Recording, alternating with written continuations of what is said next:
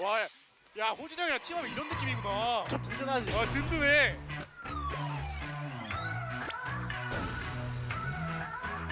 프리시즌을 통해서 과연 어떤 그림들이 만들어질지 지금부터 본격적인 경기를 대기실 여러분들 박수와 함께 지금부터 시작해보겠습니다. 아 여보세요? 왜? 야 보세요. 됐다. 나야. 야 명수야. 네? 긴장하자. 천천히 해라. 네. 잘하자. 재밌을 것 같아 진짜로. 그래 야 그 생각으로 즐기자고. 와 나 3년 만이야 3년 만. 개 재밌어. 너 3년 만이야? 네. 형도 3년 만이야.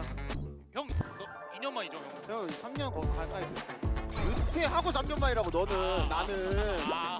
맞네. 너는 예선을 나왔을 때 떨어진 거잖아. 시작한다. 즐기자! 네. 역시 리브 샌드박스는 멀티 포지션을 운영하면서 어떤 선수가 어떤 포지션에 뒤에 막아놨어. 뒤에 돌 막아놨어. 찬다. 죽였다 한 번. 나이스. 괜찮아, 끝났다. 이대가 2등. 팔고 인수 팔고. 저 짧아. 먼저 가야 돼. 아유. 들어. 일단 해볼게. 스피드를 보호할 필요가 없이 혼자서 그냥 무쌍 일단 2대1이에요. 1등 하면 이겨요. 수가 있었는데 호준 이거 눈치채고 도망갔어요. 1위 수상하면 되거든요. 호준. 이러면 500m. 되나요? 이제 400. 1-3 한 쪽. 1-3만. 나이스. 나 1-3다. 그대로 올라갑니다. 센세이션. 제발이야. 와, 호준이 형. 아 이제 하지. 실점 봐. 맞았다. 와, 야, 호준이 형이랑 팀하면 이런 느낌이구나. 좀 든든하지. 든든해. 자, 현재까지 닐입니다. 닐도 사실상 최근에 가장 임팩트 있는 모습을 보였던 선수 중 한 명인데 현재까지는 현재 라운드가 좀 애매했거든요. 천천히 돌쳐. 자 앞에 있어봐. 이런 부분이 중요해지겠습니다. 드래프트 타이밍 조절합니다. 죽였어. 나이스. 팔고. 봐봐. 호준도 퍼센트를 믿는 나 보고 있어. 앞에서. 나이스. 갈게. 잡았다. 7. 1-3만. 왼쪽. 1-3만. 리브 샌드박스가 이렇게 들어옵니다. 나이스.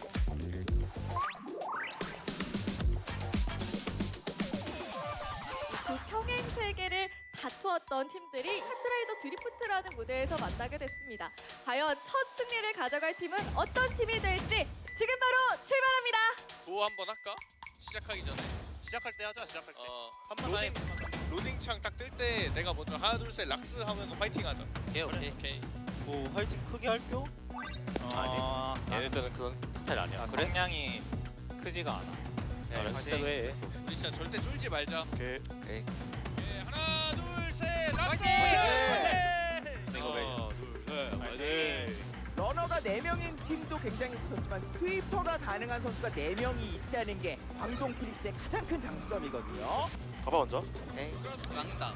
그러나 배가는 뭐 어쨌든 저도 불러주기 있어가지고 방금 전에 들어가 뒤에 상대 포탈파 일단. 자력으로 둥지가 뚫어야 되는 상황이 됐습니다. 볼 수 있어. 나도 왔다. 남 다 먹어놨고. 일단 밟을게. 작업이야 얘. 막았어 얘. 나이스. 일단 가. 앞에 차 이거. 나 8등이다 이거. 일단 잡아놨어. 봐봐. 그대로 가. 나 이거 6대6. 좀 더 봐야 돼요. 살짝 막아주는 스피어. 자 얼마 남지 않았습니다. 성빈이 올라갑니다. 성빈 아니면 도치가 올라가는 도치 두치인가요? 올라가는데 포인트는 락스. 하이파이브.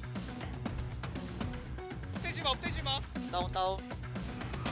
나 하나 뚫었어. 막아놨어. 나이스. 1 주행만. 앞에 1대1해. 나 드랩 빨았어. 가 먼저. 나 빨리 갈게. 막아놨다. 가와. 나이스. 라인 블록이 훌륭한데요, 지속적으로. 컨베이어 벨트 구간에 원투만 보호할 수 있으면 진짜 좋은 거거든요. 락스 입장에서는. 과감하게 피했어. 이건 좋은데 수리 자체가 안 좋아요. 안전하게만 해줘. 락스 그냥 먹게 생겼어요. 성빈이 깨지 못합니다. 나이스 김두찌. 나이스 김도. 나이스. 우리 잘했다 진짜. 잘했어. 술이 먹혀서 터질 뻔했는데 우리가 잡았어. 나비, 록, 히어로, 시즈 그리고 택이 여기 있어요. 택 바로 마리, 민식, 애시드 플라이, 스칼렛 렌즈예요. 그냥 너무 부담 갖지 말고 편하게 집이라 생각하고 해야겠다. 특히 성경준. 네. 현이 형 브리핑만 잘하자. 그냥 우리 할 것만 하자. 최대한 브리핑 그려줄게. 나도 그려줄게. 우리 마지막에 그 콜만 맞추고 천천히 좀 침착하게 하면 될 것 같은데.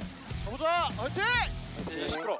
2세트 아이템전 첫 번째 라운드는 팩토리 프로디의 춤수입니다. 이어서 달려보시죠. 번개 바로 할까? 번개 해봐. 4기 콜 했어. 나 미사일 떠. 번개 일단 안 맞아. 너 부스 질렀어. 일정아 더 쏴줄게. 물 줘. 파리. 파리 떴어. 1등 떴어. 다시 템 챙겨와. 뒤에 물 보이나? 나 안 보여. 나 못 가. 템 뭐야? 우리 저 앞에 줘. 오케이. 형 나 부스 하나임. 일단 빨아주면 좋아요. 잡아내야 돼요. 자, 천사로 넘어갑니다. 천사로 넘어가는데 일단 볼게. 알았어. 나올 수 있어 이 트랙. 노기. 형 나와봐. 첫. 알아도? 네. 파이팅 형.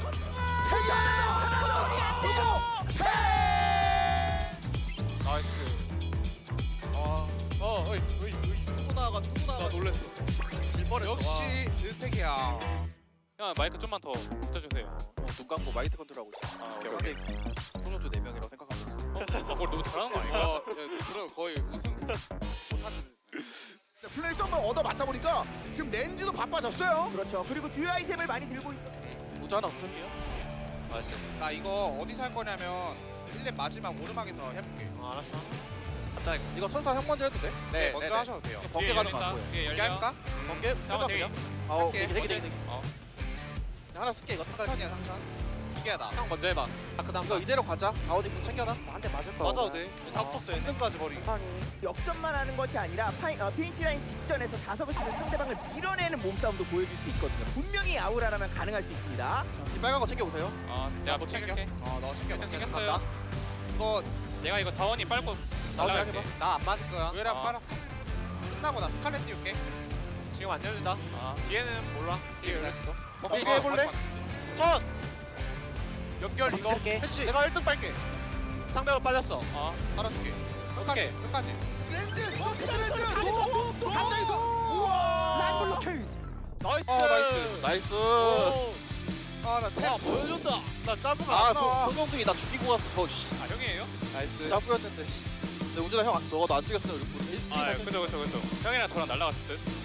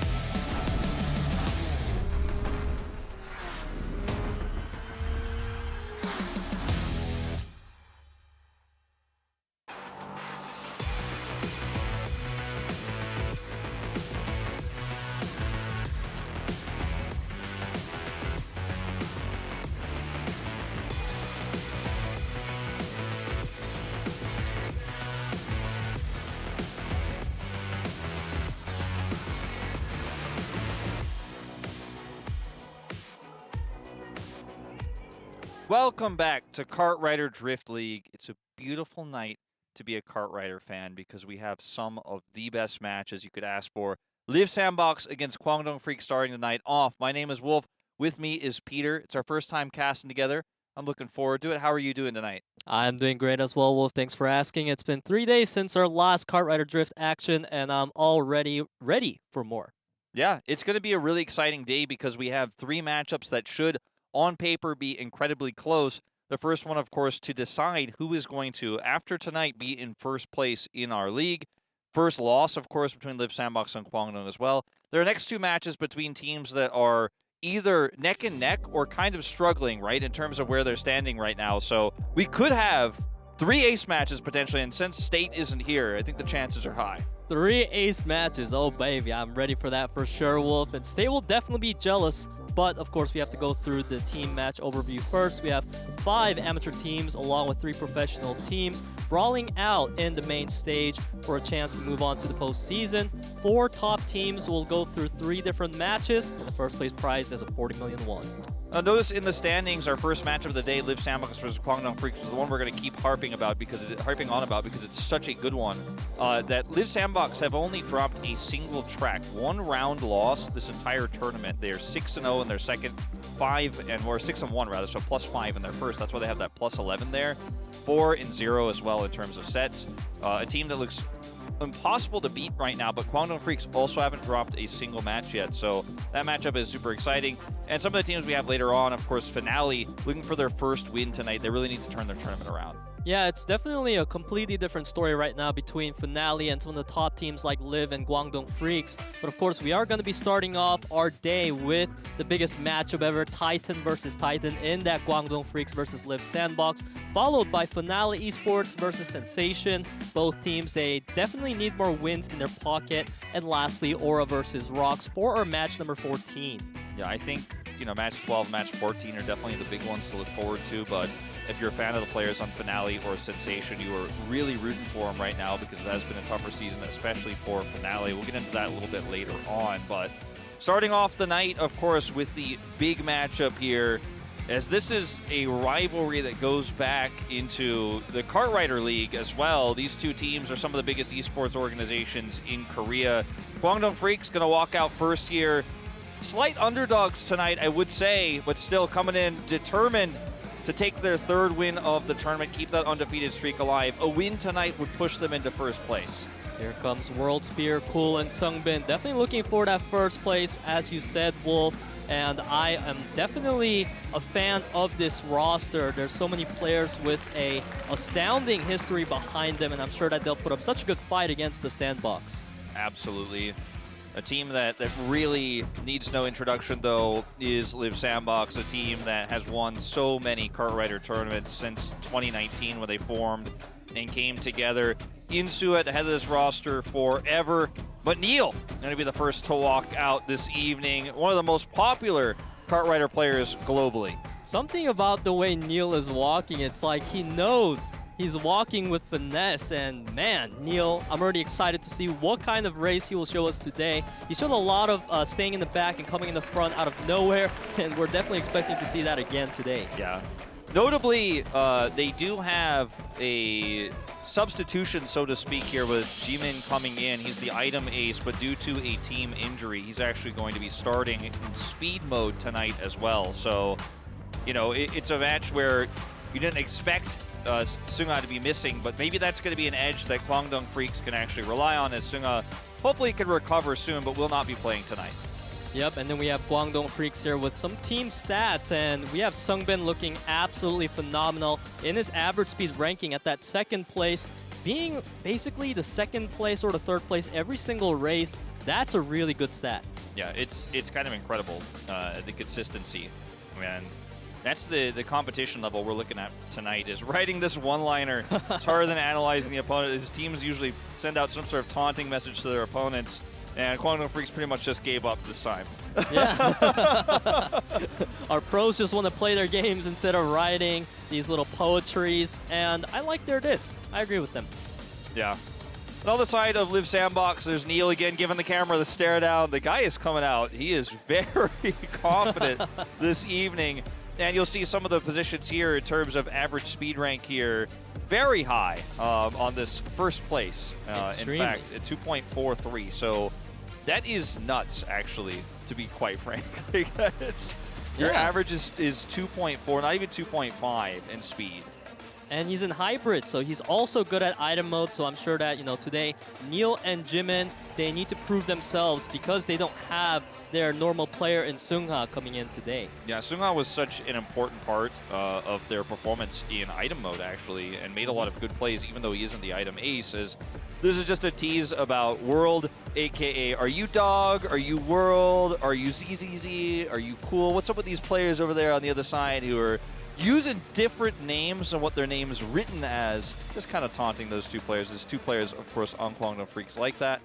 Yeah, I mean, I also wish kind of that the name was World if he doesn't want to be called Dog World, but, you know, maybe it sounds cooler in Korean that we don't know about. Yeah, does make, if you put a first letter of each name together, essentially, first character, it makes a cooler sounding team. But let's take a look at the speed track list here, as we do have New York Rally and Zigzag Timberland removed by Kwangdong Freaks, and Liiv Sandbox are not going to be playing on Construction Chaos or Bayside Bridge Run. A little bit surprising to see Bridge Run banned, actually. We don't see that too often. Yeah, Bridge Run is usually a wider track and it's easier, so maybe they thought that Kwangdong Freaks would get too easy of an edge over them. So instead, Liiv Sandbox won't be playing in tracks like winding slopes, which we have seen a ton. And of course, Kwangdong Freaks with the Terracotta Twister, this is such a tricky track. Yeah, that's actually a really good point that you bring up, is actually just kind of raising the average skill level that's required to finesse through these tracks might be the way to crack Kwangdong Freaks here if you are Liiv Sandbox. So taking away the Bayside Village run there. A smart move. Really nice. Cheerful. Yeah. The way it opens up, it's like a cinema. It's a pop-up book. A fan of Sungbin cheering on that Kwangdong Freaks roster. If you lived in America in the 90s, you know, this is your whole childhood, you know, stuff like this. Yeah. It's like watching a play. And another fan for Sandbox this time, and this fan is addicted to the victory. It's a serious addiction, they say, to victory. I mean, Sandbox just keeps winning, so I can't really blame them for being addicted to that. No, certainly not. We're going to start this series off, though, on World Tour Terracotta Twist. Let's jump into our first track.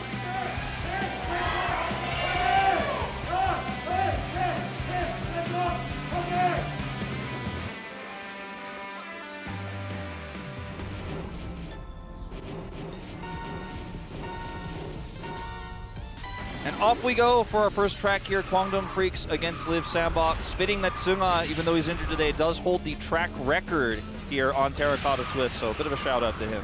But we have Cool with a absolutely astounding lead for Kwangdong Freaks right now. Kwangdong has that 1-2-3 position looking really good. Yeah, Cool in massive control right now. And the 1-2 is a strong win condition, obviously, in speed mode here, but will he be able to hold on to it is the question, as Insu is tight on his tail here. Neil also getting swept a little bit here by Sungbin, but actually is able to pass him.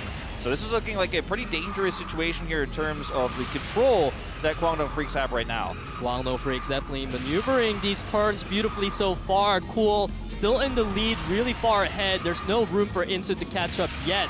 Neil, of course, this is the star-studded lineup that we were talking about in Sandbox. We know he's going to come back into first place. Yeah, you just know, you could trust that Neil is going to get where he wants to be. No one sweeps this guy, and trying to compete for that 1-2 spot. Now, Jimin struggling a little bit at the end of the pack here. A player who does come in as the item ace here isn't actually living up to his success in speed mode right now. It really needs to catch up here, because right now Kwangdong Freaks firmly in control of 3 of the top 4 spots.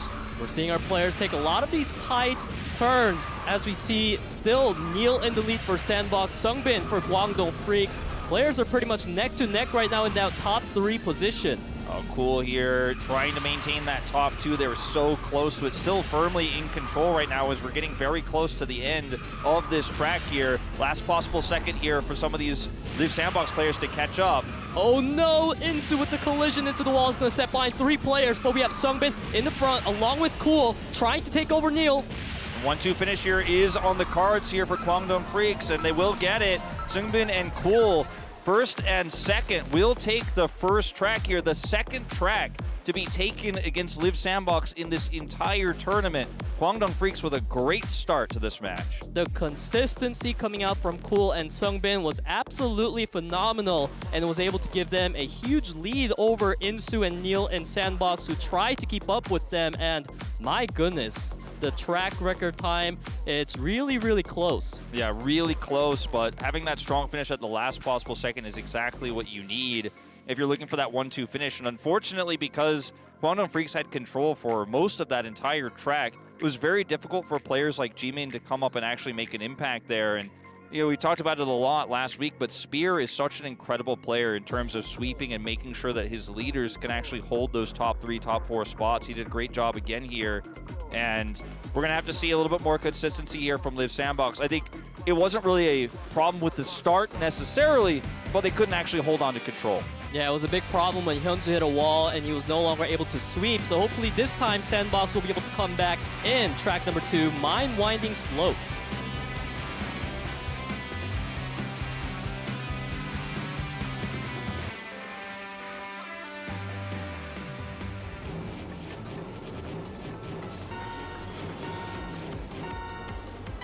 Kicking off round number 2 between Kwangdong Freaks and Liiv Sandbox. Kwangdong Freaks is ahead by 1 point.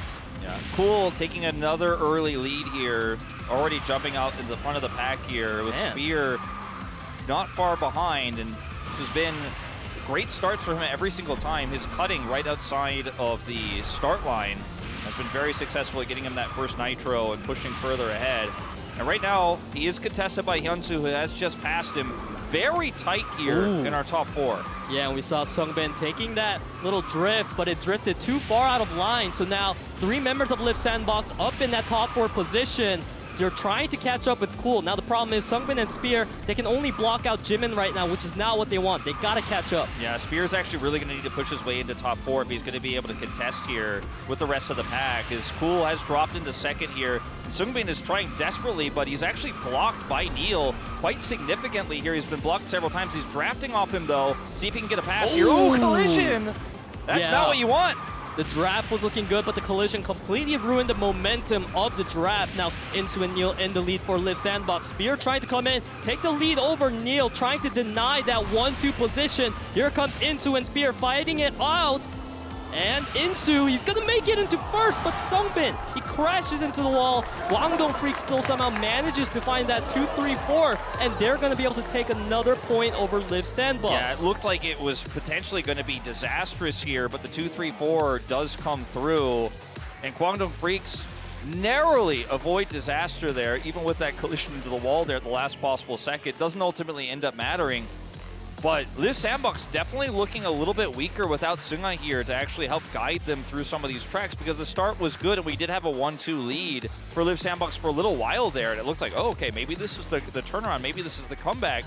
But unfortunately, just not able to hold tight there. And Spear, once again, just an incredible mastery of these tracks and his ability to actually go from 5th to 2nd and then knock those players back, set up some collisions so that Kwangdong could catch up was pretty masterful to see. Yeah, all the collisions provided by the sweepers, they are definitely match deciding. We saw Neil, he's a player that always likes to speed up in the final lap to get into that top 4, but he was unable to find that this time, coming in as the 8th place position. Yeah, we had a shot of the Kwangdong FREECS' head coach just for a moment there as well, looking pretty hyped about the results so far. Remember, Liiv Sandbox has only dropped a single track before this match. Now they've dropped 3, and 2 in a row here. It's match point at this moment in time. Something's going to have to change for Liiv Sandbox if they're going to come back. Hopefully they're able to find that comeback angle in track number 3, Glacier Extreme Stadium. This is going to be a really important match for the Sandbox.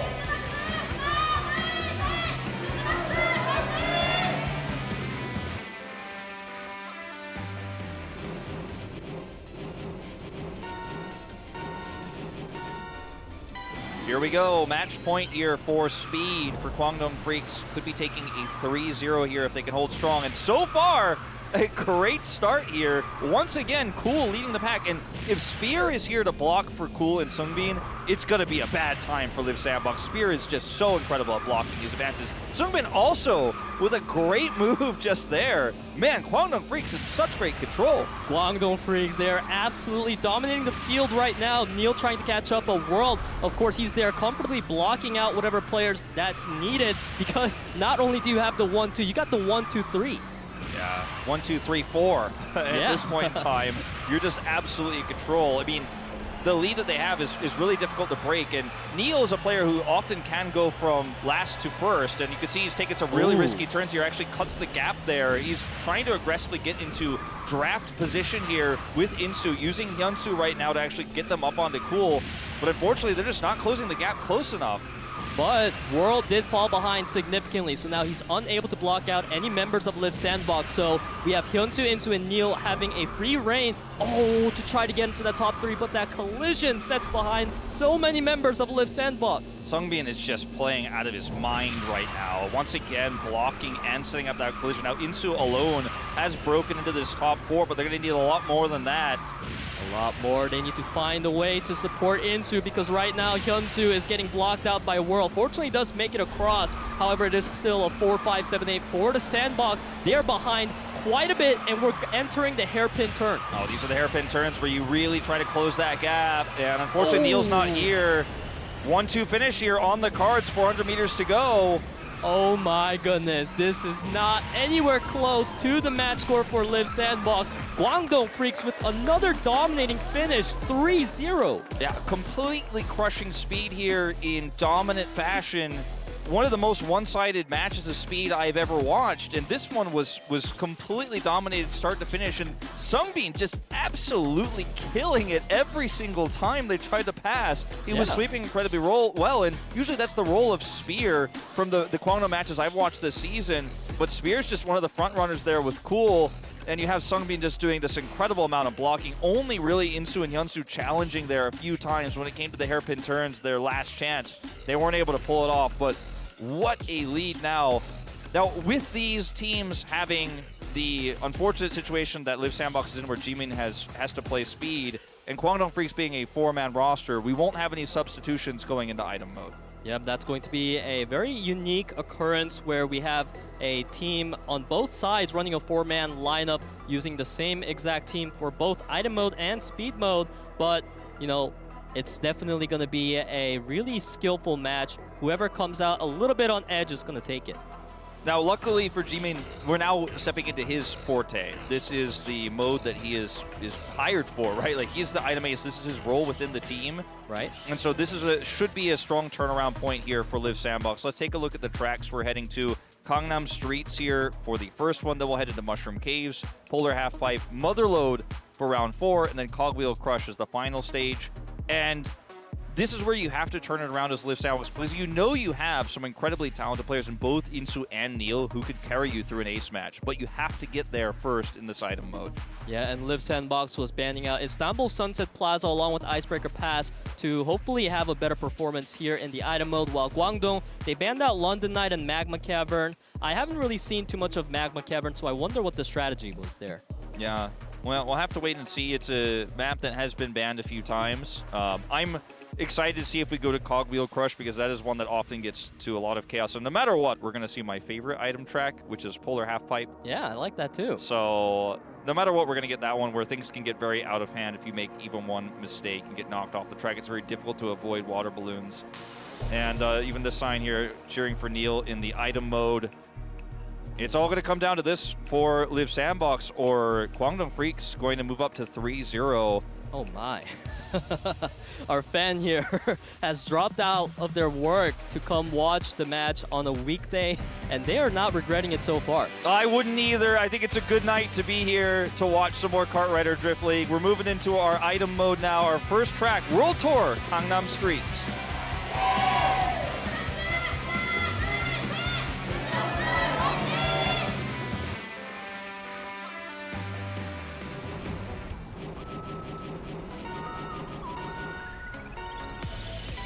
Off we go on Gangnam Streets here, the local Korean map. I love to see how the Nexon's kind of interpretation of Gangnam and Kart Rider would be. Comes out here is this is going to be all about who finishes first. And right now, once again, Cool leading the pack.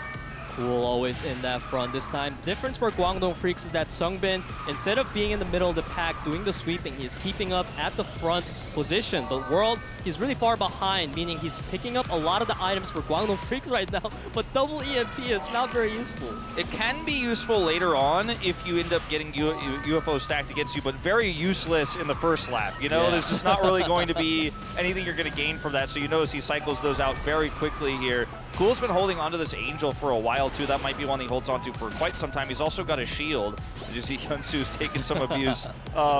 But Cool is very set up right now in terms of defensive options here. And if he can maintain a pretty nice lead here, if another EMP does get picked up, for example, that could be one extra layer of protection he has. As some of these items are going to get burned. There's a shield gone.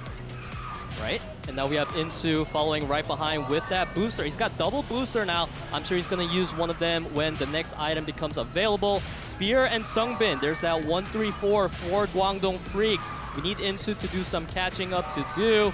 And so far, it's just a lot of magnets, boosters, and Angel. Yeah. Gangnam Streets, a map that is very much a basic one in terms of turns and stuff like that. You can see in the picture-in-picture to the bottom right just how simple this map really is. The track doesn't have a lot of hairpin turns or really any at all. It's basically just a big square here. So it's really just about saving those items until the very end. Notice, again, Cool has double defensive items stacked. They do not have an EMP, though. If a UFO comes out, could be massive. There's also, of course, the magnets to watch out for here. Spear's got his own and a boost setup. He's got a really nice combo right now. Right, but there's no defensive option, so Insu's got to be worried because he could soon be knocked out. There's a magnet coming out of Sungbin, catching up right into first place. Here comes Jimin. Yep, a lot of members of Liiv Sandbox also with the magnet. Now it's looking really Liiv Sandbox favored. Sungbin, the only hope for Guangdong, gets set back. Oh, Insu pushing through here and just barely going to get the faster cross over the finish line there. Water balloon avoided.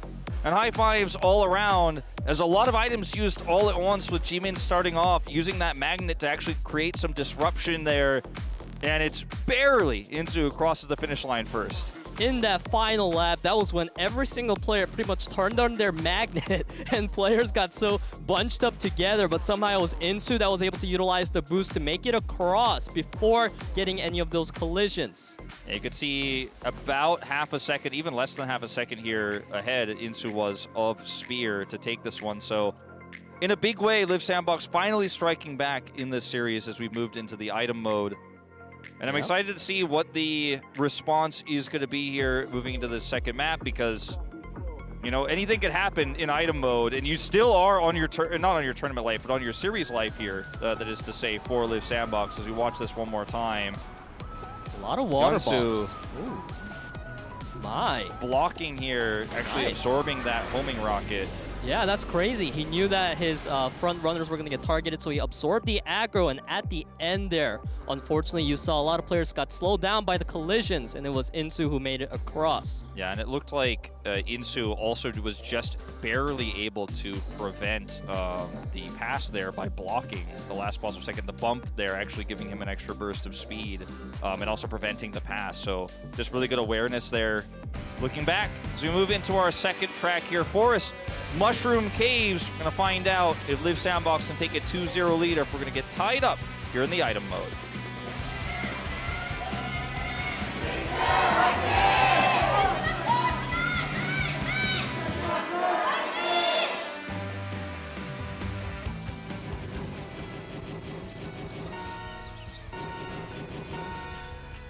Kicking off our item mode round number 2, Liiv Sandbox is ahead 1-0 over the Guangdong Freaks.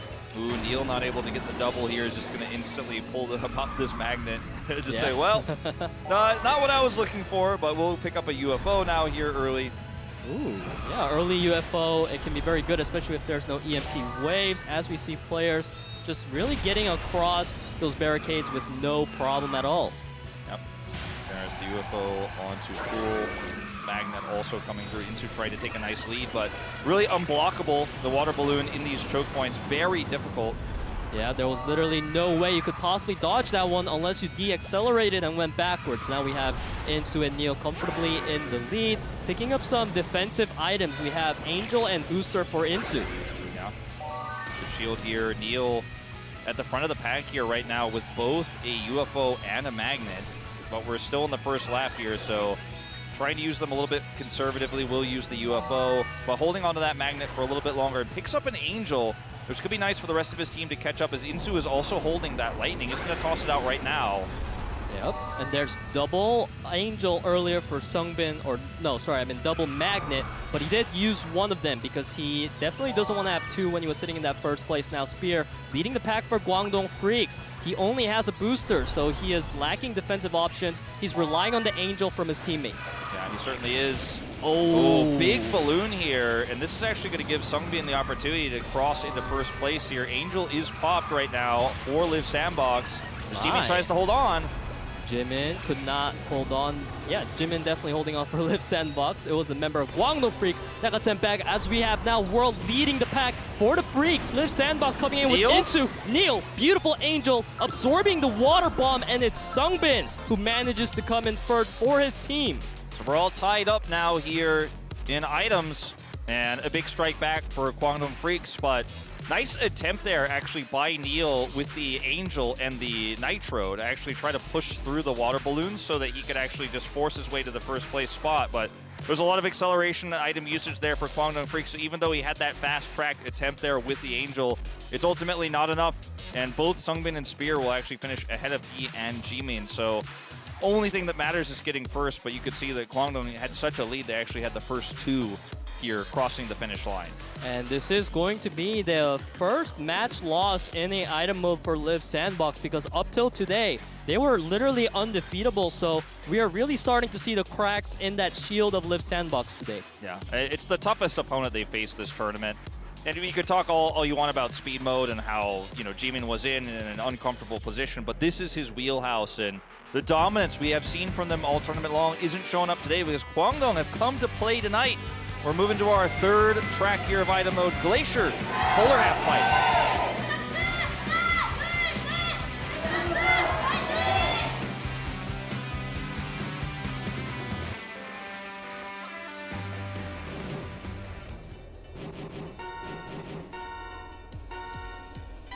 Off we go. The winner of this track will take match point for items. The Liiv Sandbox, that would be the end of them if they do end up losing this. Neil is really struggling to pick up double item boxes today. Yeah. And just to explain this for everyone, normally if you hang back, you can get some higher tier items because based on placement, you can get stronger items. So one player of each team usually stays back and picks up 2 boxes. But if you miss one, the point is kind of missed completely because you lose a lot of speed and you're not picking up double items. And if you reverse, for example, to pick up that second item, you're really, really losing a lot of ground. So far, we don't have a lot of items being held onto. Players opting to use whatever they get right away as we get ready to move into our second lap out of 3. This will be the time that players need to gather some of the magnets they need. It's attempted banana there, but unfortunately is going to go wide as we see the UFO coming through and Sungbin trying to get into draft range here. Wow, lots of UFOs. EMP is going to come through. Sungbin still actually maintains that lead, has a shield to keep himself protected as well. Ooh, Neil tried to go for a nice little boost there, but couldn't get up onto the top ledge, but it's still all right because we have Insu up there speeding across the track along with World. That World here only has a booster right now. He's going to have to use this water balloon, and this choke point is very difficult to avoid on half pipe, and it is going to connect. We're just trading water balloons right now.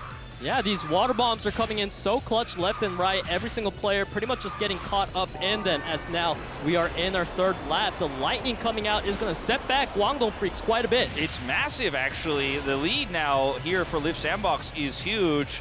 One missile connects here. As you can see, World is just trying to avoid a follow-up water bomb. That's going to give a larger lead here for Hyunsu and Neil. Big boop into Neil there. Going to knock him right out. Now there's only Hyunsu at the front of the pack for the Sandbox, but Sungbin is not too far behind. There's a magnet on him, however. Yeah, Insu here has a magnet and a shield. We'll want to use that magnet at the last possible second. Oh, Sungbin gets knocked out by a missile. I mean, this one's done. Yeah, Liiv Sandbox is going to be able to take a clean win there. Much needed victory. Yeah, and a very clean one. Really good control the entire time there. You could see the relief on the players' faces, Insu in particular, because things were not looking as solid as they have. Like you said, losing their first item round of the entire tournament just moments before, but bouncing back in a big way, and now all they need... We don't know what he said, but I'm sure it was pretty funny, no doubt. This guy's been just oozing confidence today. I gotta say that winning this one is definitely gonna give you a lot of confidence and momentum going into the 4th round because this is where you can bring it to the ace match. And I think because you have both Insu and Neil on your team for your first ace match of the tournament, if you win this one, you're feeling pretty good. You're probably going to take that one. You just need to win one more item mode and then cross the finish line in that ace match. But it starts here. Yeah, this is where it starts. But as we take a look at the replay, what a play. These water wisps and bombs were absolutely distracting everyone from performing. And I feel like it has to be because there weren't a lot of angels picked up in this track. Yeah, there really weren't. And a bit of a, knockoff of the track there, unfortunate. But once that happened, there was just no way to catch up. They also had an EMP held for so long, Liiv Sandbox did, just in case, just so they could make sure they maintain that first place spot. Right, but they were unable to find that angle. We saw a fan of Liiv Sandbox wanting them desperately to take track number 4, which will be held in Mine Mother Load.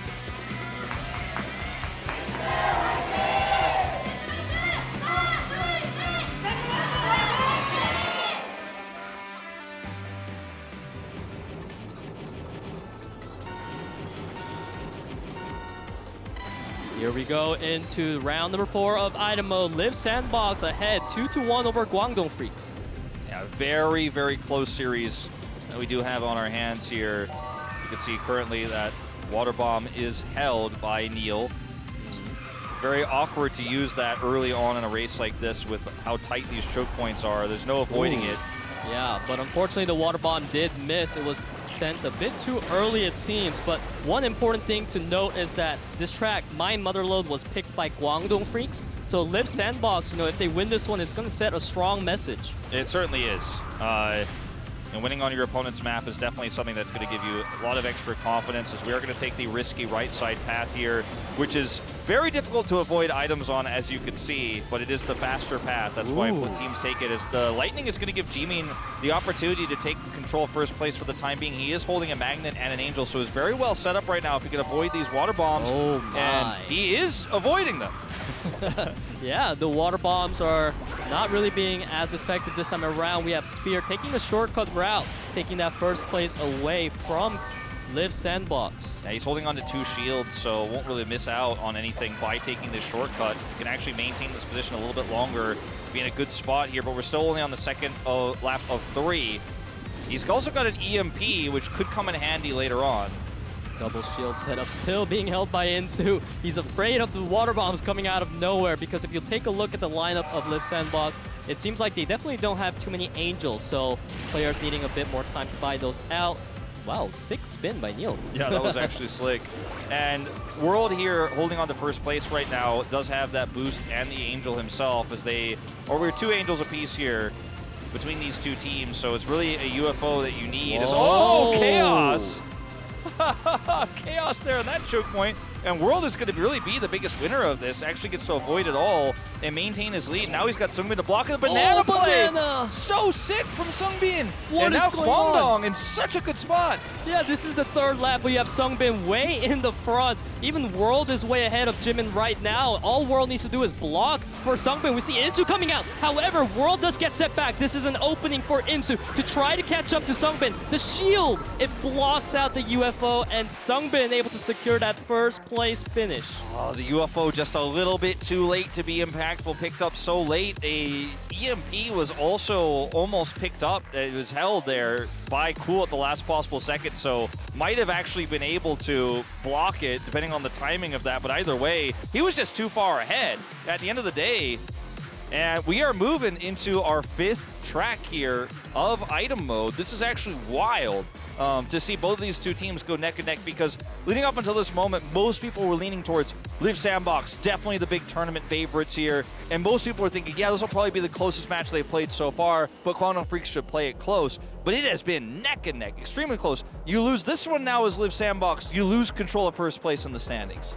That is definitely not what Liiv Sandbox wants here, but one good news for them is that round 5 track is picked by Liiv Sandbox themselves. So hopefully we'll see some good news from them. But this replay, Neil, how many spins was that? It's crazy. Now, the final moment here, we'll see if Cool actually had that EMP. If he has or not, looks like we're going to jump out of it early, but the UFO used just a little bit too late, unfortunately, to stop the finish there. And now we're moving to our final track, Cogwheel Crush. My personal favorite, went from my least favorite to then casting Cartwriter and it becoming my favorite here for item mode. Let's jump into what will be potentially the deciding track.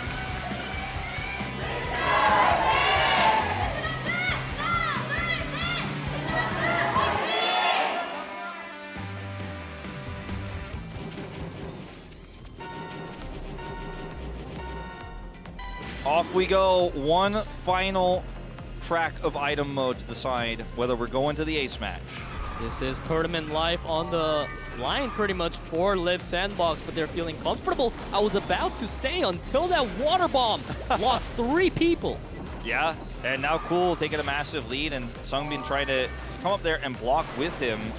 See Jimin actually getting knocked down here. It still gets hit by that water bomb, so definitely taking a huge hit here, but he can recover. He is the item ace.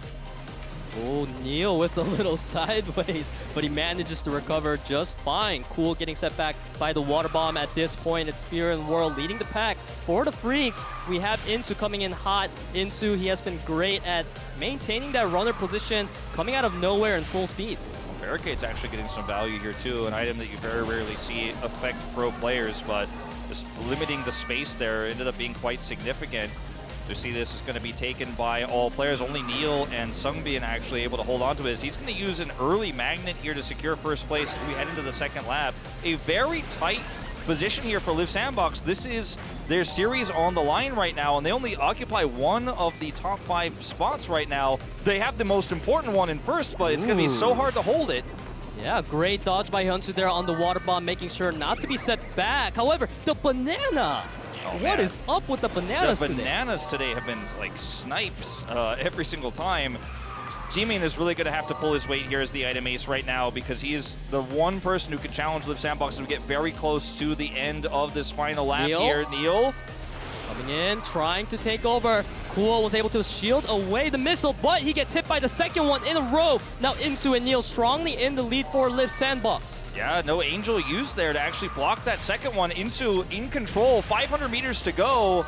This could bring us to an ace match. It's World versus Insu right now. Oh no, World gets set back there, and now Jimin comes out with the magnet in full swing, and Liiv Sandbox, they are able to find that comeback angle. They're saying we are not going home off of an item mode. No, not going home off of items, not tonight. It's going to be an ace match. Liiv Sandbox's first of the tournament. And, you know, State's not here, and I know he's watching. Not there for Liiv Sandbox versus Kwangdong. Not there for the ace match, but well, we're now gonna find out what is arguably one of the most exciting parts of the series is whether it's gonna be Insu or Neil going into this ace match. And I think that Hyunsu also is an option for sure. I feel like, you know, as you can see both of these players in the discussion for it right now, I think I trust Insu going into this one. He's got more experience. He's been with the team for such a long time. But ultimately, it's going to be up to both the coaching staff and these two players as to who they will select. Yeah, I mean, it would be great to decide the better player based on tracks because every player has their preference of the tracks they practice more in. But of course, every single player for both teams are pretty much capable of taking on that role as the ace mode player. So you can see really all players look comfortable right now as they're discussing. Not a lot of pressure on it. Yeah, World and Cool, I think, are probably the players I would think most for Kwangdong Freaks who would end up showing up for this role here in the ace match because World has had a really great track record this year so far here in preseason. Cool obviously having a lot of experience too. So these are the two players that I think definitely have what it takes to stand up to great legends like Insu and Neil, a rising legend in his own right. Definitely kind of like the contemporary GOAT of Kartrider. And, you know, Spear's more of a supporting player. I don't see him in that role. And the track that we are going to is going to be Mine Winding Slopes. We're going to find out very shortly who they have chosen, but it all comes down to this on the ace track. So Spear actually had a 100% ace match win rate versus Liiv Sandbox in Kartrider League 2021 to 2022. So based on that record alone, it wouldn't be too surprising to see Spear come out just because he may be the kryptonite to Liiv Sandbox. It's a good call. You know, there is history here of this player actually demolishing on his own Liiv Sandbox, but it will be World coming through here versus Neil. So two of the newer stars here, I think, in a lot of ways, and a lot of trust being put into Neil, one of our global players here who's been so fantastic ever since he joined the Korean circuit. And World, an up-and-coming player in his own right. This is going to be hype. Super hyped to see what World versus Neil would look like in a 1v1 setting because you have to remember when you don't give your opponents that draft timing, you may never have the comeback angle. So each mistake and outplay coming in so crucial. Yeah, I think most of our ace matches so far this tournament have been pretty close. We haven't seen any disastrous ones just yet, but this is our #1 and #2 teams here. And whoever wins is taking that #1 spot as we move into Mine Winding Slopes to decide this series.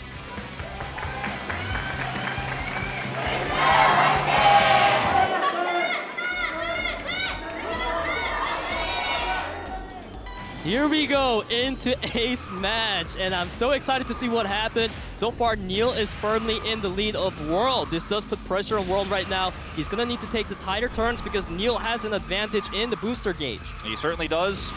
And this is also going to be Neil trying to maintain enough of an edge here to get out of draft range. And that is basically the final nail in the coffin in ace matches. If you could actually get outside of draft range, all you have to do is not make a mistake, and you're almost guaranteed to win and force your opponent to take tighter turns.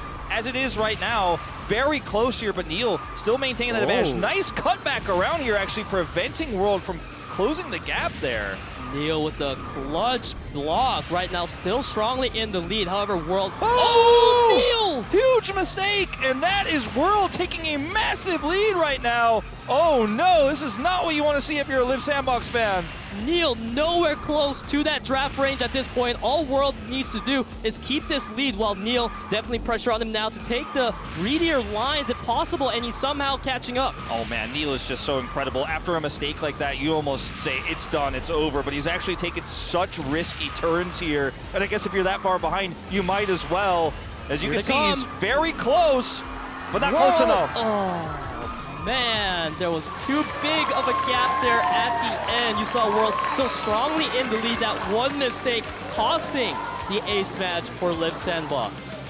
And it's just not Liiv Sandbox's night tonight. Kwangdong Freaks gonna do what seemed impossible and defeat this team. And it's World who comes out, you know, one of those players that is fairly newer to the scene, not as well known as Neil, who's got so many titles under his belt that they choose here.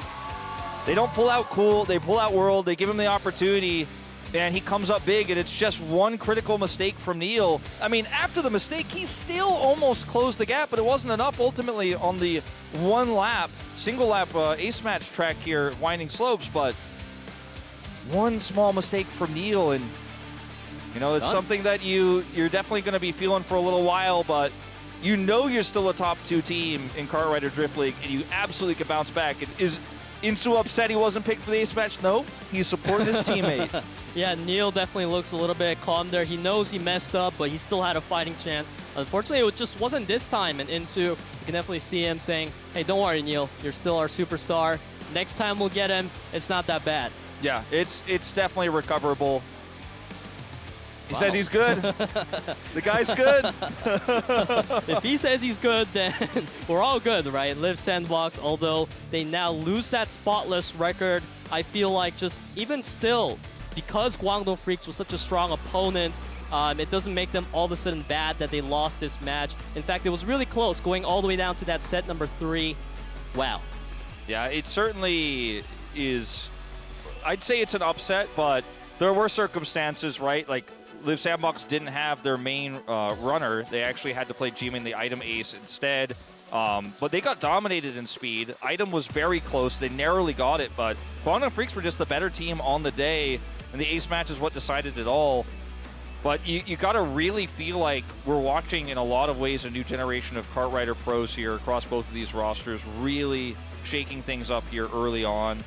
And Neil was one of the players that almost everybody had on their list. We did this questionnaire with a lot of the players before the tournament. Who do you want to race against the most? Who's your rival? Who do you want to face? And it feels like almost everyone had Neil at the top of their list. I want to play against this guy. This guy's so incredibly talented.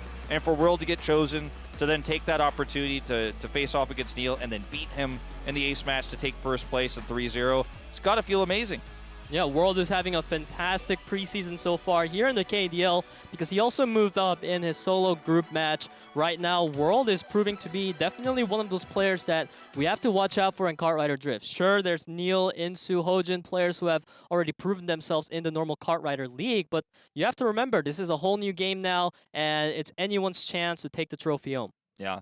And it's the consistency that you're looking for early on in the preseason of a big new esport, right? Because Kart Rider has existed for like 2 decades. It's been around forever. So calling Kart Rider Drift League a new tournament, I think, is accurate. Calling it a new esport is only somewhat accurate because of the history of Kart Rider in Korea. But it's a new chapter. It's a new history. And coming in and challenging players like Neil this early on for a player like World feels amazing.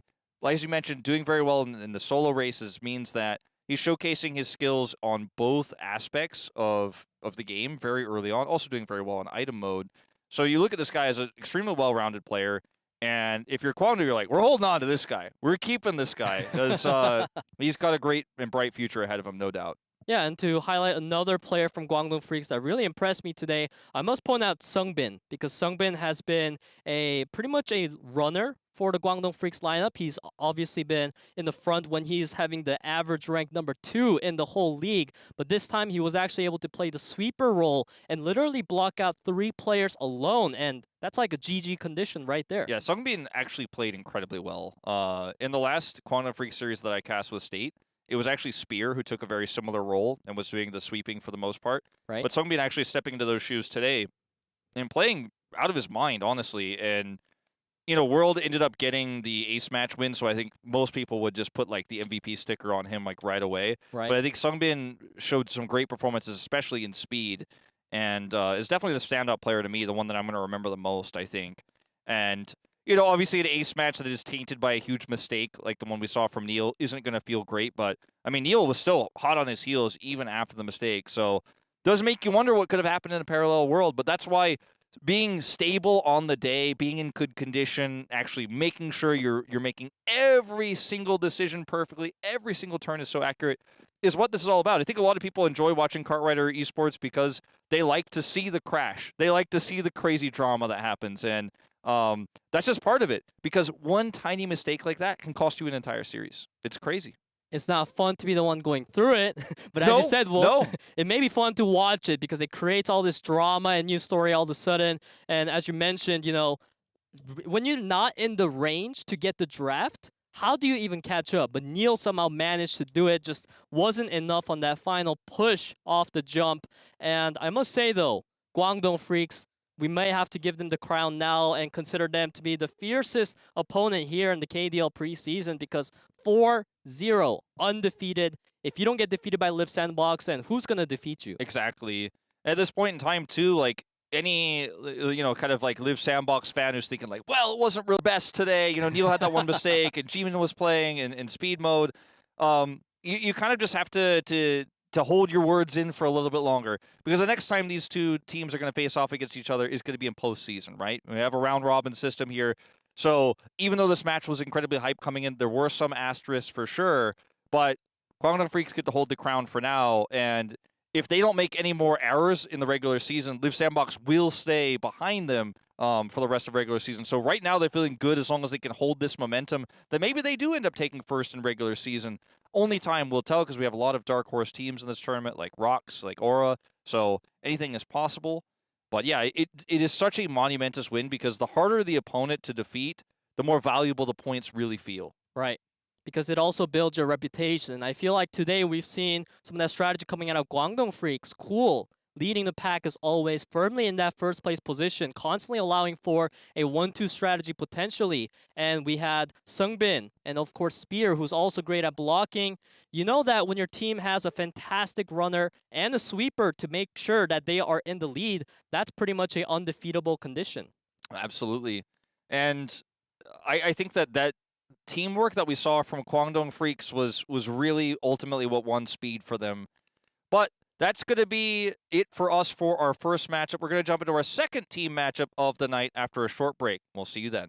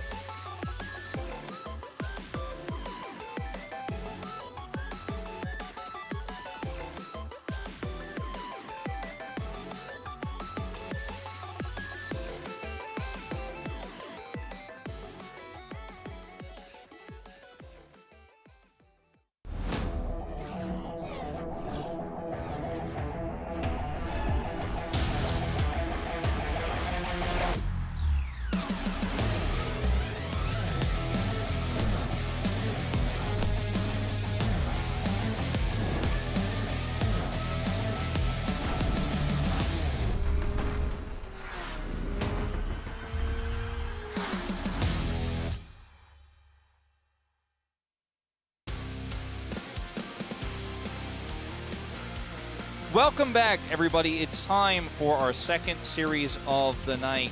A battle for 7th and 8th place here at the bottom of our standings. FNL Esports trying to bounce back versus Sensation.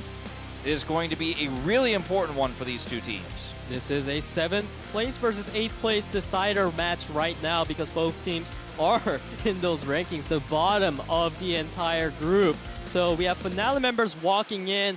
Banana, I love this man. I do too. He's just got such a great personality, loves to do ceremonies, loves to tease. And the team seems to still have quite a positive attitude despite what has been a 0-3 start with -12 in terms of total round score, only winning 6 rounds up until now. It's been a bit of a rough time for this team, but winning tonight could get some of that momentum back. They really need to turn things around. And for Sensation, it's a similar story, a team that has a lot of talent in this roster, but just hasn't been able to actually turn this into a successful season thus far. They're currently 1-2.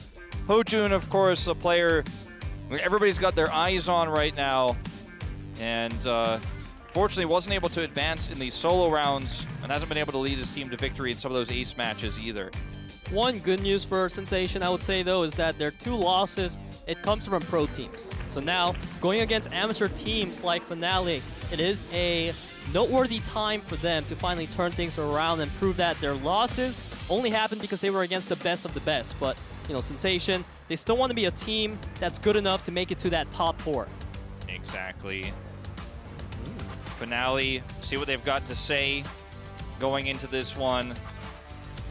So one interesting thing about FNL is that Striker, he's a great player. You can see his average rank in speed mode is 5th place. But the only difference between Striker and a player like Hojun, who is also 5th place in that average rank, is that he lacks the backup from his teammates.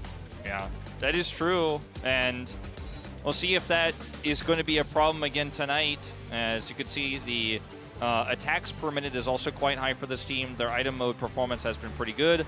Speed, I've been waiting for this day. See you in the ace match today. This is from Banana. We'll see if Banana gets chosen for ace match. We did not advance from his solo group, in fact, nor did Yoon. This team is actually completely eliminated, unfortunately, from that part of our tournament.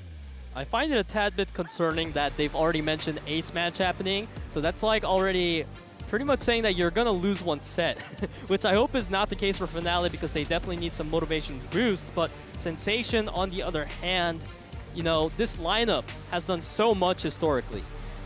Putting up their players here. Wait. Okay, I thought maybe there was going to be a second man message coming across here. It says we're going to end it with a 2-0. Wow, that is not very nice from them. But I think it expels confidence, you know? It's a competition, Peter, so, you know, it's not always about what's nice. Sometimes it's about sending a message. And they surely did send a strong message. FNL wanting to go all the way to the ace match, while Sensation wanting to end it all on a 2-0. I think it's pretty fitting. Yeah. FNL have not made it to any ace matches thus far, dropping all of their Series 0-2. Let's take a look at our speed tracks. We're going from Boostwood to Extreme Stadium here. And then we'll have Village Bayside Bridge Run, Desert Construction Chaos, and then World Tour Terracotta Twister as our final map. And we have the bans coming out from FNL on Zigzag Timberland. We know this map so well. Very tricky, twisty. And there's Mine Rickety Rails also banned out. On the other side, Sensation banning out Mine Gold Rush, which we already got to see in play today, along with Desert Pharaoh's Pass. Yeah, both Zigzag Timberland and Rickety Rails are very difficult tracks to race on. So I think when you're considering that you're an underdog going into the series, even though this is 7th and 8th right now, it's time to consider, like, all right, let's try to play on a more basic track where we can get some more advantages. Oh, and a fan saying if Sensation wins today, that is my pill to help me sleep better. And if I lose, then I'm a tired bear. Well, we'll see if they can pull it off tonight. It all starts, of course, on our first track of speed mode, World Tour Boostwood.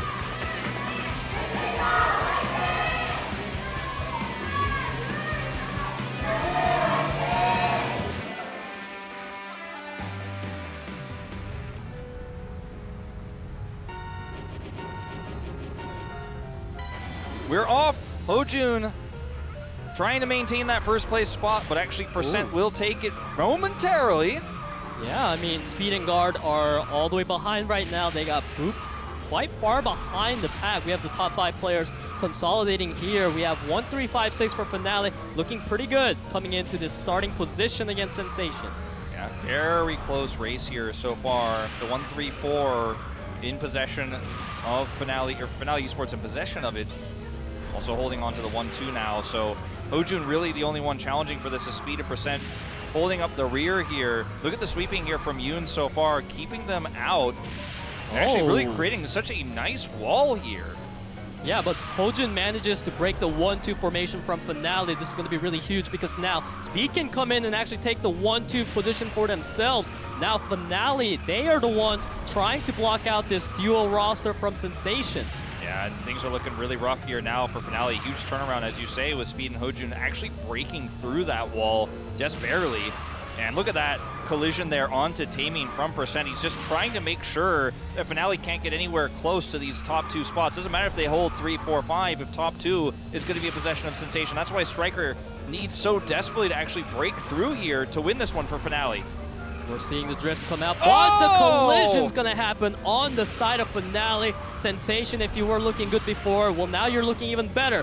Yoon trying to take away that 1-2. He is keeping Hojun locked out. Yeah, still a better setup here for Sensation at the moment, though it's so incredibly close. Yoon needs to hold on to that first place spot. Speed, he's gonna try to overtake. He goes for the Last outer turn. line, but it doesn't work. Hojun taking that first place for his team, and that's gonna be enough for Sensation to take round number 1. Oh, such an incredibly close race there. But it looked like Sensation were, for the most part, in control the entire time. And a lot of that was off of that one collision that we did see where we saw the fallback there of Striker, because he was actually threatening for quite a long time. And if he had actually gotten into top 2 while they had 3, 4, 5 in control, that's it. That's the race. But his collision actually really messed up the setup there for Finale, and ultimately Hojun getting up into that top spot is going to be just barely what pushes them over the edge to take this first round.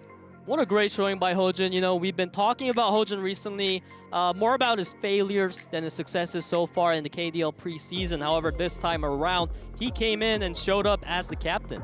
He certainly did. A player who has such a rich history in Cartwriter as returning at the helm here. We'll take a look at some of these moments here as the opening pack was pretty insane. Yeah, this is what really set Speed behind.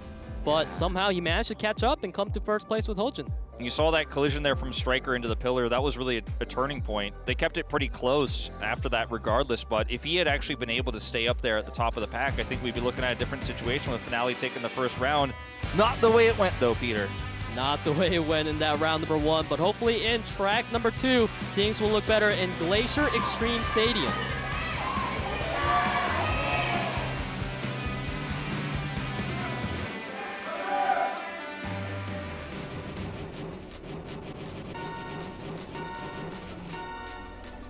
Kicking off Speed Mode round number 2, Sensation ahead by 1 point above Finale Esports. Yeah, big start here for Percent and Hojun, trying to hold those top 2 spots, but it's early days here in our first lap, so anything can happen as Yoon is trying to slide his way through with some very, very narrow turns here.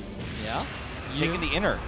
He bumped into the wall quite a few times, so he wasn't able to continue on the momentum. Again, Yoon colliding into the wall, showing that this track is maybe not his favorite. Taemin now the only member for Finale, trying to contest that 1-2 from Sensation. Yeah, Guard is 2 places behind, so it's very difficult for, even though Yoon made some small mistakes trying to take those inner turns, for him to actually block for his team. So Yoon is actually still keeping this very close. He's maintained draft range. But, I mean, it's a 1 versus 3 here, essentially, at the top, so we are going to need to see Striker break through. Yeah, Striker took a greedy line there, but it paid off for him fantastically because now he is up in the top 5. Unfortunately, Yoon, he falls behind. Now 1-2-3 for Sensation. Striker needs to try to cut past Guard. He can't let Guard him out, basically. Yeah, exactly. Well said. And unfortunately, Guard is maintaining that position at this moment in time. Now, they have closed the gap on him, but they need to do more than that. They're running out of time here, and Hojun is still firmly in second behind Percent, and they need to actually get that past Yoon. It's just being collided with by Guard. Guard doing such a great job, but can Yoon actually get that final pass? They need it. If they can do it, they will win this race, but he's getting blocked out.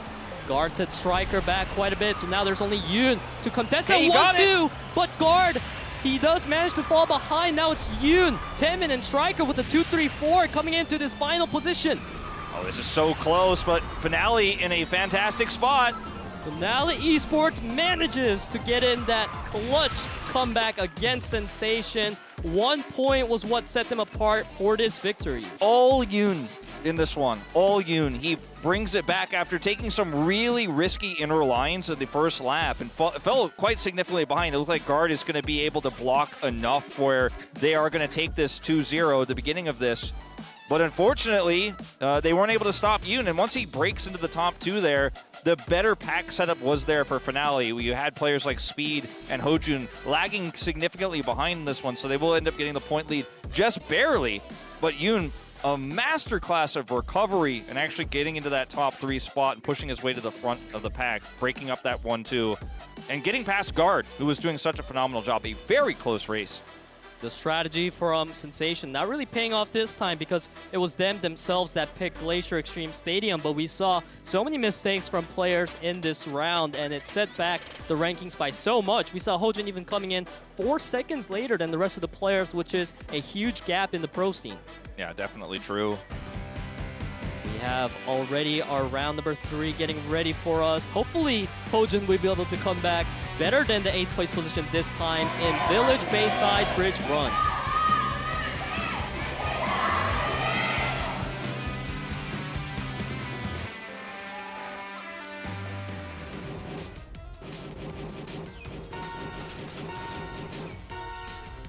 Off we go. Hojun, actually the record holder of this track right now. We'll see if he can live up to it. As right now, Finale taking a 1-2 lead here. Taemin potentially going to be playing point guard here, the sweeper. Ooh. Yoon with the fantastic blocks, keeping Speed and Percent at bay. Yoon is doing really all he can to buy time for Striker and Vanilla to try to secure a 1-2 away from Hojun. All right, this is still very close here. Hojun forcing his way into second place, and very difficult for Taemin to actually hold that control with Yoon right now. You saw Taemin just speeding in out of nowhere, taking the outer line, and it paid off for him because he avoided collisions altogether. Now Hojun still holding that top 2 position for Sensation. Striker doing all he can to block him out. Oh, this is an incredibly close race. Now Sensation getting the 1-2 here for a brief moment in time, but this is a track that actually doesn't have too many tough turns, so it really is just going to be difficult for this pack to be broken up. You see Percent's trying to do just that right now and knock Finale back, and he's very successful. Now Sensation with a massive lead. Sensation, they have 3, 4, 5 players in that top 5 right now, or 4 players, excuse me. But Taemin right now, he is holding that first place position for Finale. It doesn't mean much unless Vanilla and Yoon can catch up. We see Guard and Percent blocking them out so successfully. Vanilla's got to break through. Yeah, you can see that in picture-in-picture. Guard creating a lot of disruption, but he's not able to hold the line forever. And now there's an opportunity here, the last few moments here for Vanilla and Yoon. So close. Getting knocked out, complete collision into the wall. Now there's only 2 players for Sensation in that 1-2. Yoon, all he needs to do is disrupt that. There's only 500 meters left. Final hairpin here, though, and he's not able to close the gap. He's got one opportunity to take the inner line here and risk it, but he's blocked. Oh, man. Speed and Hojun, such a trustworthy and consistent duo for Sensation, not giving that room for Yoon and Striker to come through. That was really close there, and Guard, he did a great job of blocking the advance for a long time, but they broke through. But by that point, it didn't matter unless they could actually get Yoon to pass one of those 2 players. If he gets into the top 2, it's a different story, but just not quite able to do it. And they knew that with the hairpin turns coming up, if he actually took that risky inner and got a lead, or someone makes a mistake, if Speed or Hojun have a collision there, then he should be able to catch up. You can see just how close the race ultimately ends up being, but it's going to be a 2-1 lead now here for Sensation. A very close series, though. Yeah, and I feel like the moment when Percent hit the wall and got set behind, that was the window of opportunity for Finale. All they needed to do was stop the 1-2 formation, but the fact that they couldn't do that shows the amount of skills that Hojun had on this track. You can see them just coming in, and they hit the wall. That completely stops their momentum. Yeah, look at this attempt here to try to push Vanilla into the wall, but actually ends up getting the collision himself. Ultimately, they still weren't able to get the inners there on those hairpin turns to take top 2 anyways, but it was very close. Yeah, I guess Percent pretty much knew that Hojun was able to maintain that 1-2 formation. Maybe that's why he decided to take a risk, because so far it didn't cost him a win, and I like that attempt. Yeah, if he actually pulls it off too, it's basically done, you know? But he wasn't able to, but still, and weren't able to catch up. It's just showing the veteran experience, I think, of Hojun here, and what's such a critical match for Sensation to bounce back.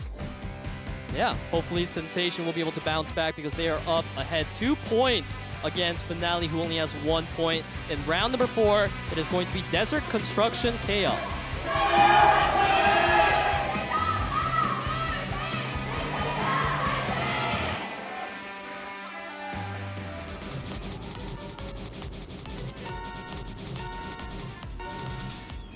off we go into round number 4. We have Guard and Hojun, the trustworthy duo, keeping that 1-2 for Sensation.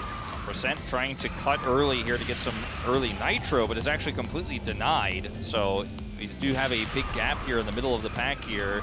A Striker trying to approach Hojun and Guard right now. Guard actually very high up in the standings, much more than usual, as he does end up doing that sweeping role, as his name would suggest here, but he's actually now the front runner. Yeah, right now Striker trying to break that 1-2 formation. He successfully breaks through. However, Guard is now the first place position for Sensation, and there's a lot of room here for players to try to get the better drift, the riskier angles. So far, it's Guard who's able to keep that lead. Yeah, really highly contested here, but unfortunately with Percent here in 5th, he just dropped to 6. It's very difficult for Yoon and Taming to actually even approach right now. So just by sheer numbers here in the 2-3-4, Sensation with a nice lead. Yoon, as you can see here, trying to contest. He's really the critical player for Finale right now. He needs to break through into this top 4.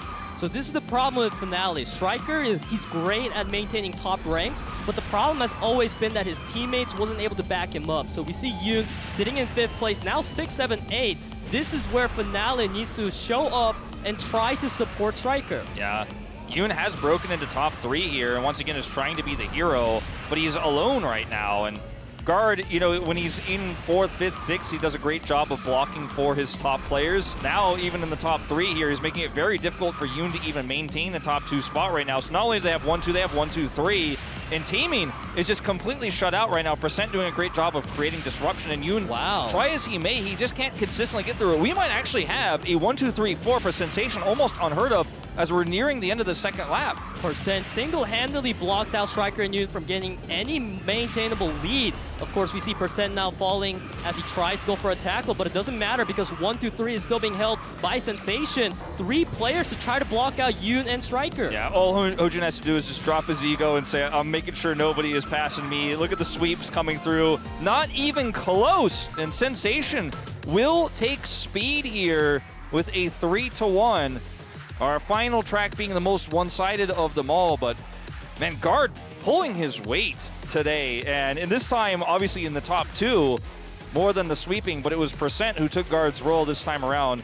Both he and Guard have done such a great job of preventing those catch-ups, but almost had. We nearly did have a 1-2-3-4. Percent did have a collision at the end and dropped down to 8th place, as you guys can see here, but a very dominant performance. The adaptability from Sensation was definitely memorable, as you pointed out, Wolf. That 1-2-3 finish being way too brutal for Finale to handle. I mean, how do you come back from that, right, Wolf? Yeah, it's tough.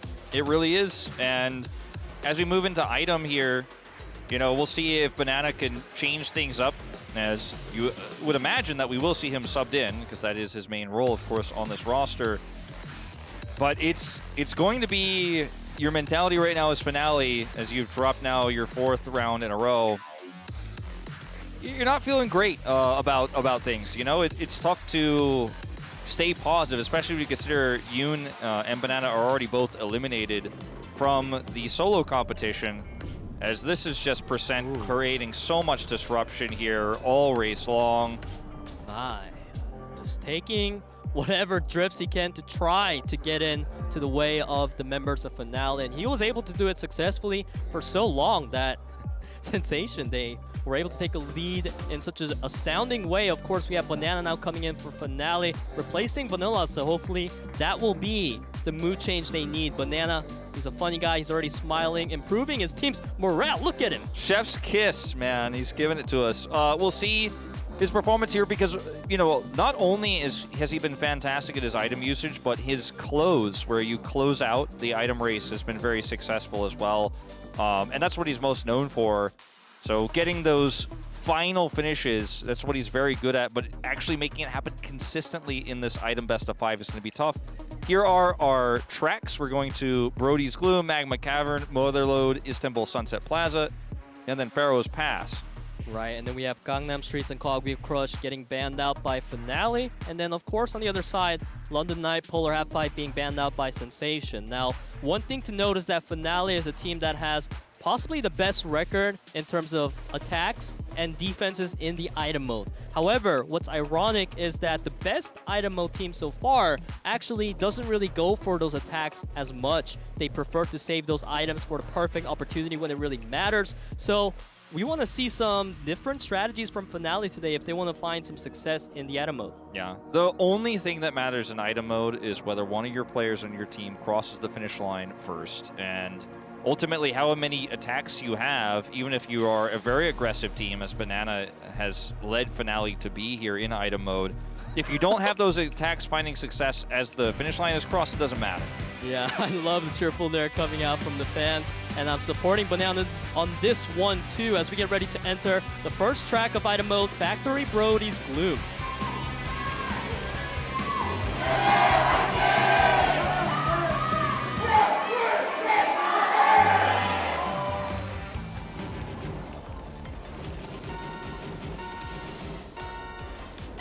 And here we go, moving into item round 1. Sensation with a lead in this series. We'll see if Banana can bring Finale back. Water West coming out, going to be able to set back Hojin, but right now, these obstacles, Hojin getting hit left and right. Yeah, that's what happens on Brody's Gloom sometimes, and can be very annoying to deal with that rotating statue here at the beginning of the lap, and it's going to actually really hurt Hojin. He's going to have to use some items here early to catch up. Wants to hold on to that magnet, but may not be able to. Yeah, I mean, Magnet is an item that lets you catch up pretty much to first place whenever you use it. So I'm sure Hojin feels pretty comfortable right now sitting behind, gathering some items. In fact, now he's got a double Magnet, so we'll see him use one of them soon. Yeah, he's definitely going to pop that early so he can pull his way up to top 3. Actually, does use it now, trying to get ahead of Yunin. Will actually avoid the water bomb as a result. Really great usage there. Yeah, fantastic shot calling from the side of Sensation's item ace. And now we get ready to move into the final lap number 2. Guard and Hojin still strongly in the lead for Sensation. We see a lot of angels for Banana. Yeah, they are trying to stack those up here. Unfortunately, though, having them on both on one player isn't always going to be the most ideal, but you don't get to choose what item you're going to get. There's a Banana as well avoided there. Oh, Yep. We had a player just off into space somewhere as in the front of the pack, it's Yoon versus Guard. Striker coming in, holding that 1-2 for Finale. Hopefully, we'll be able to see some fantastic Guard coming out. We see Sensation members speeding up, however. Yeah, it's getting very close to the end here right now, and Speed and Percent holding on to Magnets here. They also do have the Angel, and the defensive Angels here for Banana are not useful unless they use them now. There's the first one. They can stack this into a second one here in the last 500 meters. They have an EMP, but the Magnet comes through. Taemin looking for the angle. Striker and Taemin in that 1-2 position with Guard coming up right behind. Percent is actually the one that's able to take the win for Sensation. Oh, just barely able to cross that line first. It looked like Finale had actually done it because they had the stacked setup of the double Angels there, and the boosts were coming through with the Magnet, but ultimately at the end, he's just able to cross the finish line first, and it's weird because in Korean, this is often called a team fight, actually, in Kartrider, and I think that despite the win of the team fight there for Finale, it doesn't matter because like we were talking about at the beginning the whole time is whoever crosses the finish line first is the victor, and it's Percent. Notice his attacks, 0%. But he's able to successfully win regardless because he goes through it and uses his boost at the last possible second through the chaos. Definitely beautifully done with the usage of the Magnet plus boost combo, not really needing to go for any attacks when all you got to do is catch up to the first place and then speed up even faster using the boost. And I feel like it's just really showing why that is the meta-defining thing right now. It's the combination pretty much every player is looking for. We did get confirmation that there was a bit of a disconnect here, but because it was on the winning team, it's not going to matter. And, you know, basically, it's been, like, the rematch has been declined or the re-race has been declined. So there's no problems here whatsoever. But at the end of the day, ultimately, they were able to win with that issue in mind. So very impressive here for Sensation. We're moving on to our second track now, though. Mine, Magma Cavern.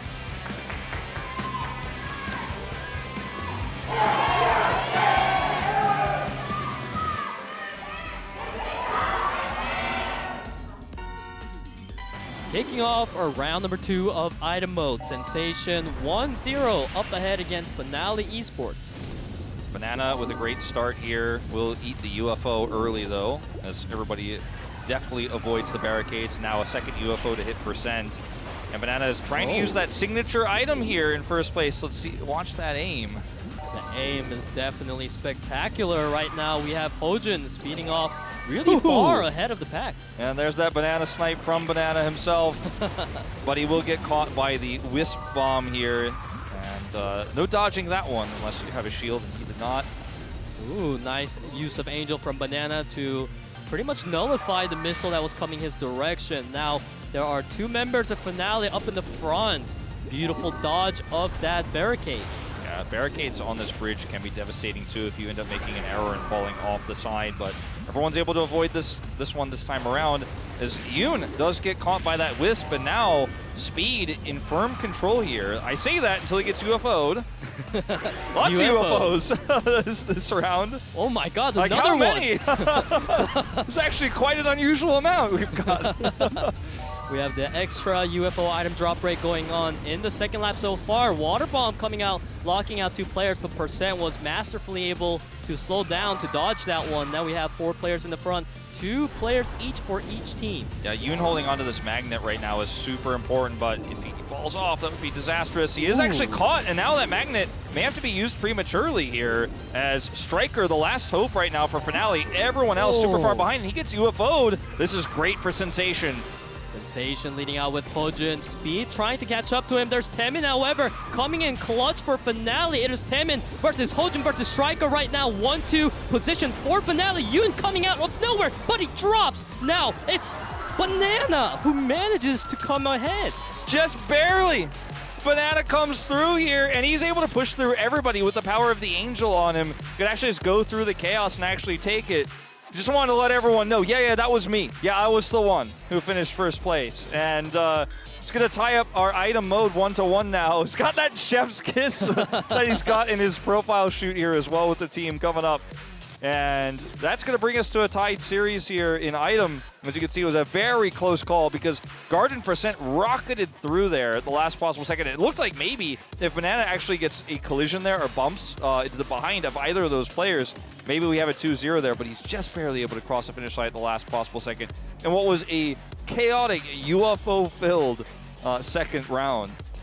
The item ace of Finale coming in clutch. Coming in clutch. Yeah, they really needed him because they were down already 1 point against Sensation in the item mode, and Sensation haven't done great in the item mode so far because they only have a 4-man roster. They don't have an item ace, and when you're a team with that item ace, you don't want to lose to another team without. Yeah, and it's very common to use minecart, actually. It's because of the cart's hitbox size. It's basically the smallest in the game. But Banana's able to actually cross the finish line there through all the chaos in a longer cart in the fire engine and still make it through. So just makes it arguably all the more impressive. It's not one of the more important parts of competitive kart rider, but it is why you see a lot of players using the minecart. We have seen a lot more variance in that recently, and it's much more important for speed. But he pulls it off in the fire engine and gets that first place and ties us up. And we have a fan coming in all the way from Jeonju to see Hojin compete in this match against Finale Esports. So many fans coming in from all around South Korea. We are very happy to have you here. But our round number 3 is ready in Mine Mother Load.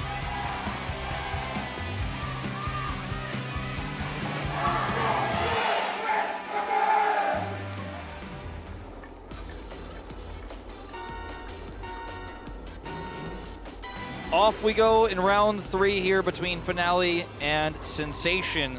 As we're going to see Guard grabbing the UFO and the EMP. Wow. An unlikely combination. Yeah, they don't really have too much synergy with each other. The 2-item box not really paying off for Guard this time. However, we have Percent and Speed in the lead for Sensation, getting knocked out by a missile.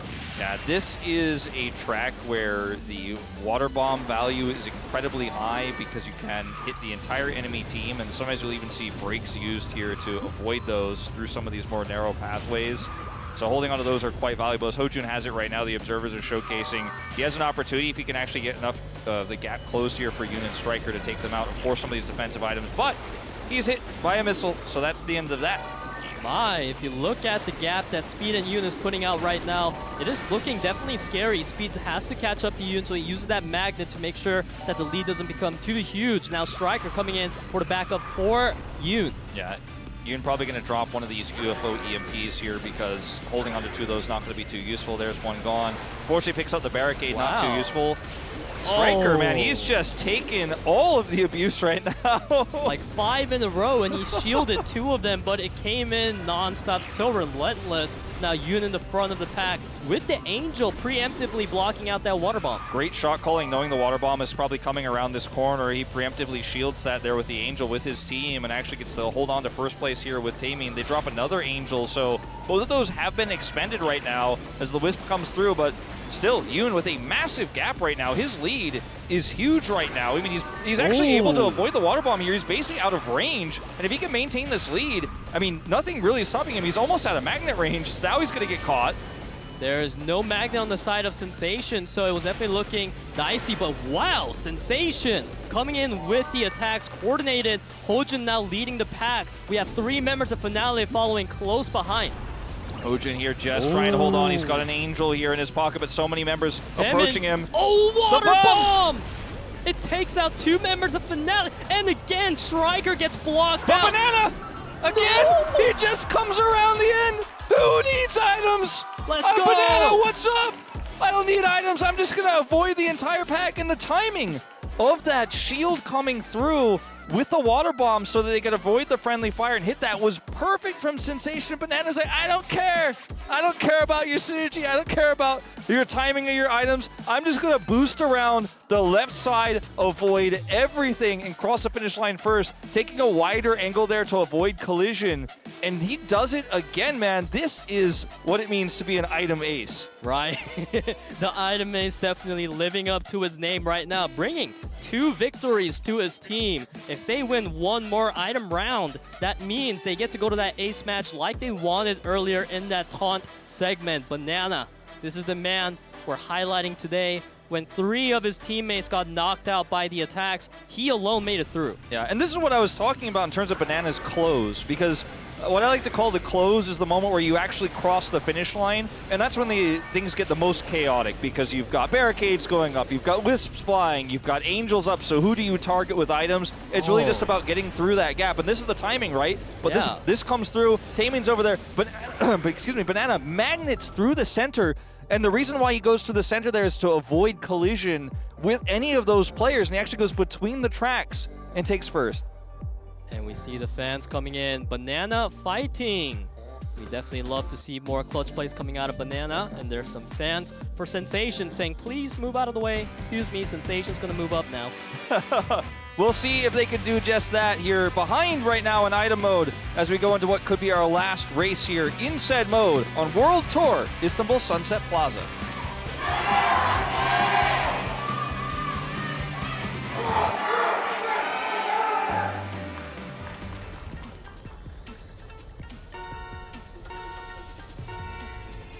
Here we go into round number 4 between our 2 teams, Finale and Sensation. This could be match point for Finale if they win.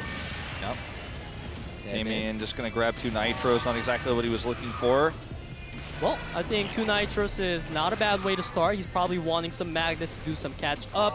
Banana trying to go for the items, but however, Sensation took away his second one. There's a lot of mind games actually that goes into this where you're trying to set up for double items here, but also deny items. As a missile will connect. And there's the Water Wisp, setting back the player of Sensation, but that doesn't really matter because Percent and Speed are so far ahead, so we see now Yoon trying to keep up the pace with them. Now it's 2 members of Finale in that 1-2. UFO going to be able to try to block out Yoon, but he manages to dodge that one. Yeah, EMP held by Percent right now. He's just going to toss that one away so he can cycle through to a better item. This is a 3-lap race here in Istanbul, so it's kind of a endurance marathon here, but Yoon is already starting to pull so far ahead that he could absorb multiple items here, as you can see. Now, won't be able to actually stand up to the pressure, but does take away a lot of the resources. Wow. And that's a huge water bomb. Now Guard is like, cool, I'm first place, got double magnet. Hojun's holding on to the Angel for me, and he's going to drop that right now.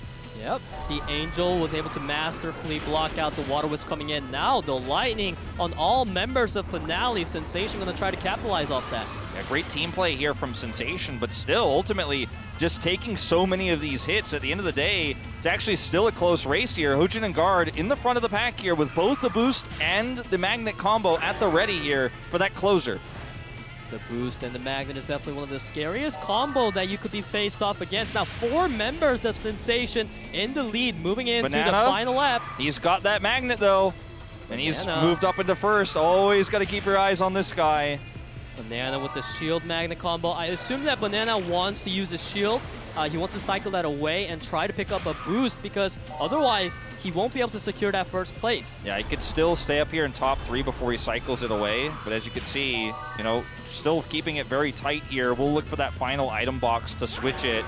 There he goes. We'll get the boost perfectly timed here. This is Banana's MO, and this is going to be such a close finisher. He doesn't need that item. He's ready for the final closer. As we are getting very close to the end here, it is just going to be a magnet storm. Here we go. They're using it Banana. now. It's coming out, but the Angel's going to be able to block out the water bomb. Now Striker coming in with the lead for Finale Esports. Finale gonna tie us up, and we're going to another ace here. It's just the way tonight is looking, and these two guys have such great synergy. And you love to see it. This is the closest Finale has been to a win all season long. A relief on the players' faces because now maybe you put that first W on the board. And you would, of course, put yourself tied with Sensation, a team that definitely came in as the favorites in terms of the 1-3 standings. Will move yourself out of last place finally. We're not there yet, but a big bounce back here. And I think largely on the backs of the item ace in Banana. And sometimes we talk about item ace, so he's coming in, how much is it going to matter? And it doesn't end up mattering as much. But for this team, I think Banana is just such a game changer. Yeah, Banana actually came in 3rd on that final round. So he actually could have got first. It was really close. Banana being so consistent today in the item mode. And Finale, they were known for being a little bit of a team that lacks focus in the final fight. But today, Banana, he was focused all day long. It's crazy how calm the team was at the final moments there as well. And Banana started things off like at the beginning of the race at the back and actually just tried to cycle items here. Ooh. I mean, this was a huge water bomb that came through. 3 people locked out, but that Angel really saved a lot of people here from that water bomb. Striker able to come in because of the collision into the wall. It dropped too much speed for Sensation. Yeah, Banana also just kind of sacrificing himself there as well to try to create as much chaos for Striker as possible with his magnet and shield coming through with the Angel. And it's just a crazy scenario, you know, that we have where this player's coming through and made such an impact. As we'll see who ends up being the ace here, is I think a lot of people would point to Striker as the player you'd expect to come through for Finale. For Sensation, you know it's going to be Hojun. I think there's not really much of a discussion, I think, to be had there, but see if he can come up big for his team this time around, if it is in fact going to be him. Hey, but we were surprised earlier by the representing members out of Liiv SANDBOX and Guangdong FREECS, so I'm sure that we might be able to see some different results. Teams, they may want to swap in some of their players that we haven't seen too much of yet, but they are known for being great in these solo matches. And earlier, I remember Banana doing a taunt, hey, let's see you in the ace match. True. Maybe Banana could come out as well. I would love to see it, especially with how important it was for his team, how well he performed in item mode. But not his forte necessarily, as we're going to Glacier Extreme Stadium. And this is a crazy match for Ace Track because there are multiple sets of hairpin turns. There's the wider ones you see earlier on, and then there's the crazy hairpin turn that looks like a W at the bottom of the track there, where you can often see entire races decided.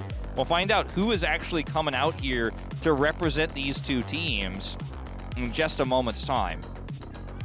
Here we go. The members it's are going to be Speed here, actually, for Sensation, and not Hojun, even though he did carry them to a win against Aura.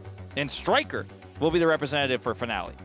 Speed definitely is noted to be a key player for Sensation, known for being a great runner so far here in the Kart Rider Drift. So I'm excited to see how he performs in his first ace match of the KDL. One thing to remember is that Glacier Extreme Stadium was a track favored by Sensation. However, Finale was the one taking that point win against Sensation in the speed round number 2 earlier. So you have to wonder, does that come into play on the mentality of the players? Yeah, definitely a lot of familiarity here. Absolutely, Peter, I do agree. Speed also the best performing player in solo so far here on the side of Sensation. So that experience itself does, I think, lend itself to a, hey, look, let's reward a player who's doing very well at an individual level here in speed matches and give him the opportunity to shine once again. Speaking of solo, that is definitely a bit of a sore spot for Hojin, so I'm glad to see Speed having a chance to fight it off in our ace mode. It'll be held in Glacier Extreme Stadium.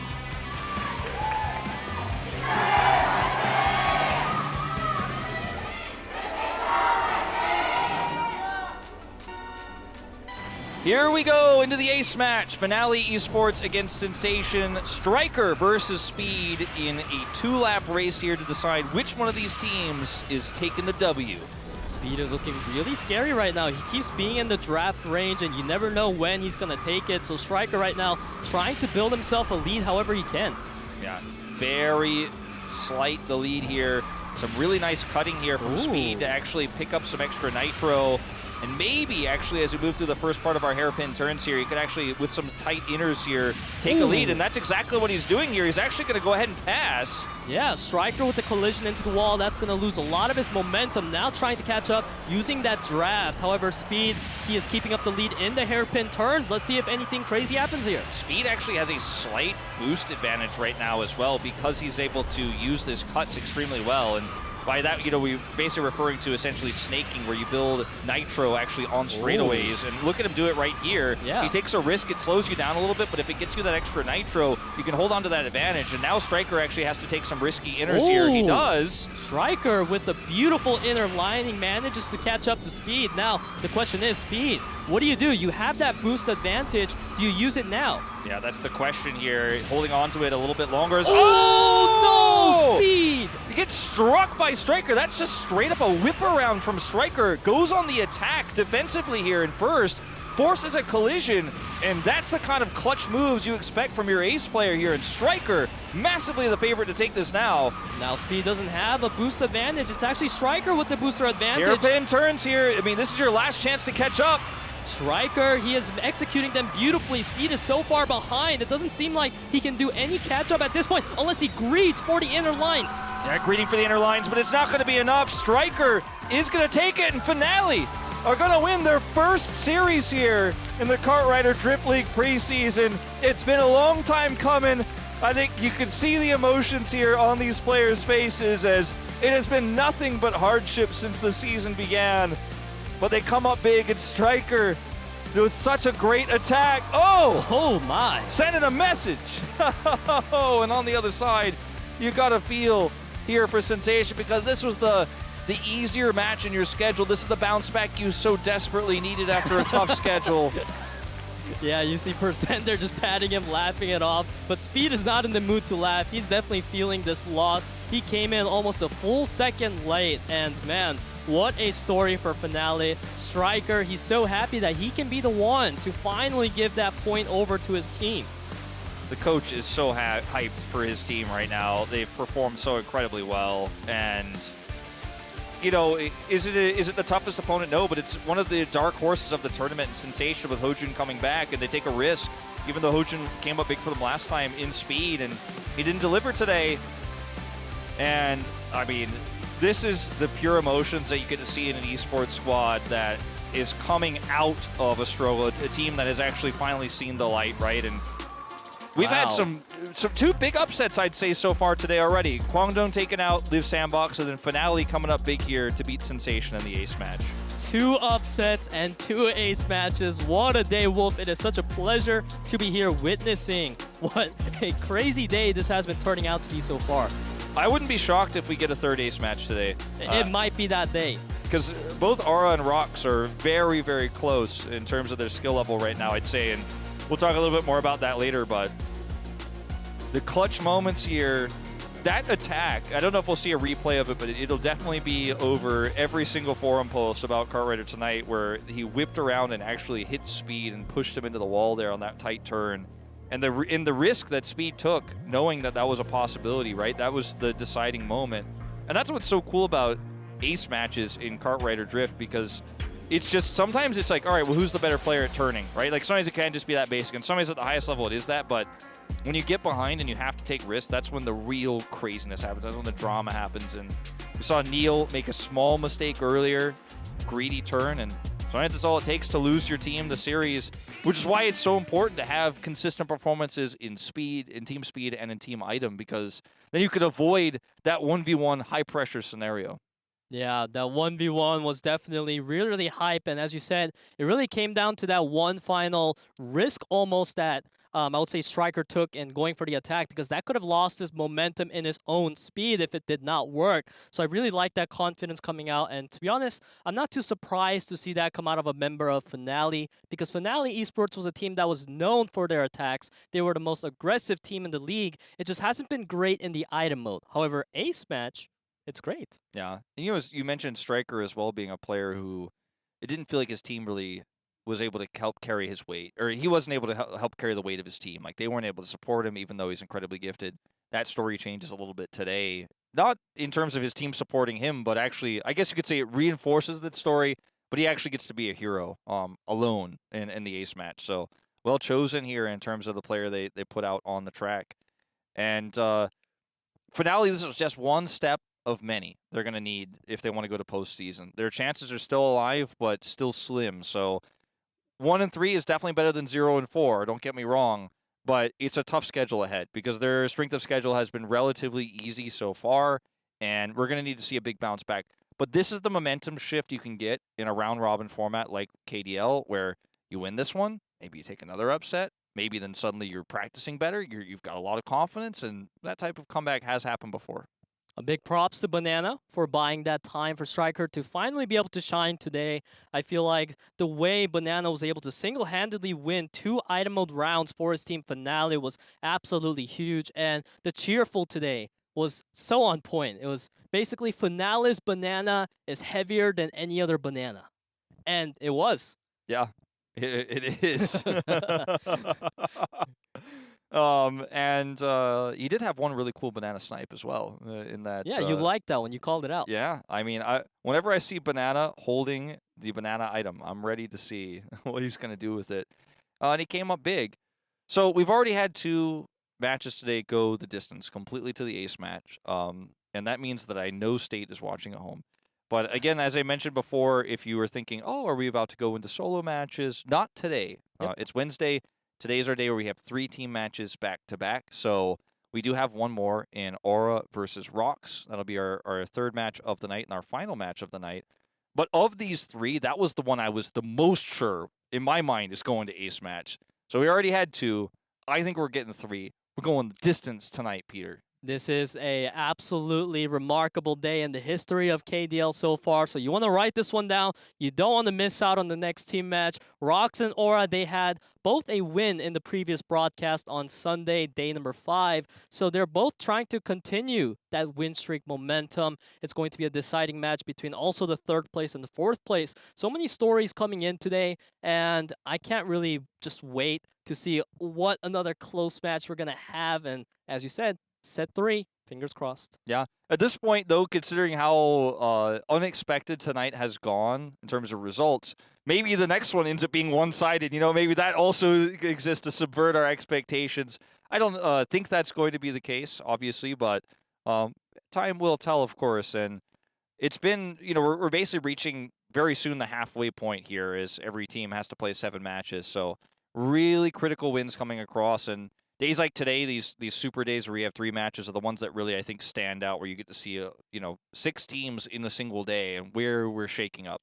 Yeah, and speaking of that, it's a really devastating time for Sensation right now, because now they are down once again. Pretty much 1 wins and 3 losses in the group standings. And we thought maybe it might be because the 2 losses they had were against really high-ranked professional teams, but this time coming in against an amateur team. Not only that, the team that struggled the most, Sensation, definitely got to step things up. We are going to take a short break, though, about 7 to 10 minutes. When we come back, it is going to be Aura against ROX. We'll see you then.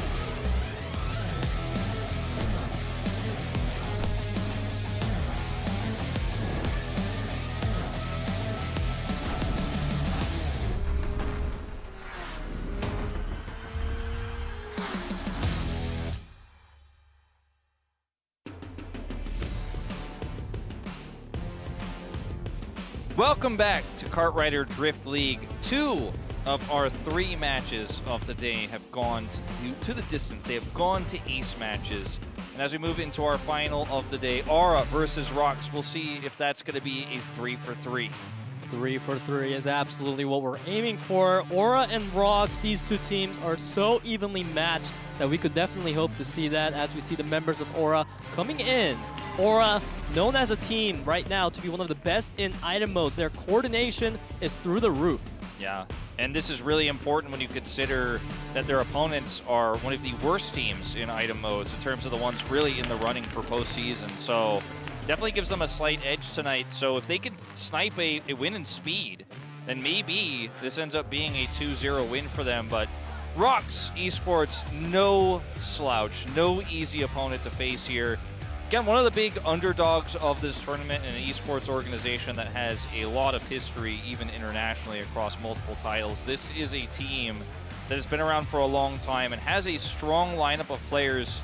We'll see how they perform tonight because both of these teams are sitting at 2-1. The winner is going to take their 3rd win and move up to our top 4. We have Vega, Dutzy, Strong, Spell, and Plansy, and Jung and Vega, these 2 players coming in from the KRPL, the mobile version of Kart Rider. We had some concerns, but Jung so far has been so great, absolutely dominating in performance so far. Yeah, I was a highly ranked Rush player, and I can tell you those skills do not easily translate to PC.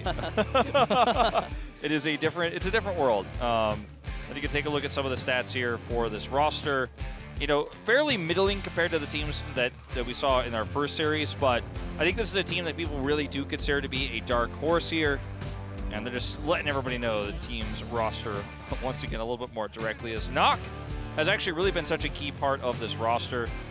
Jong, wow. We're not going to the ace match. So this is putting actually respect on Jong as such a dominating player in the ace match. He's been winning every single one so far that he's played in the Kart Rider Drift and also won most of them in the KRPL. Yeah.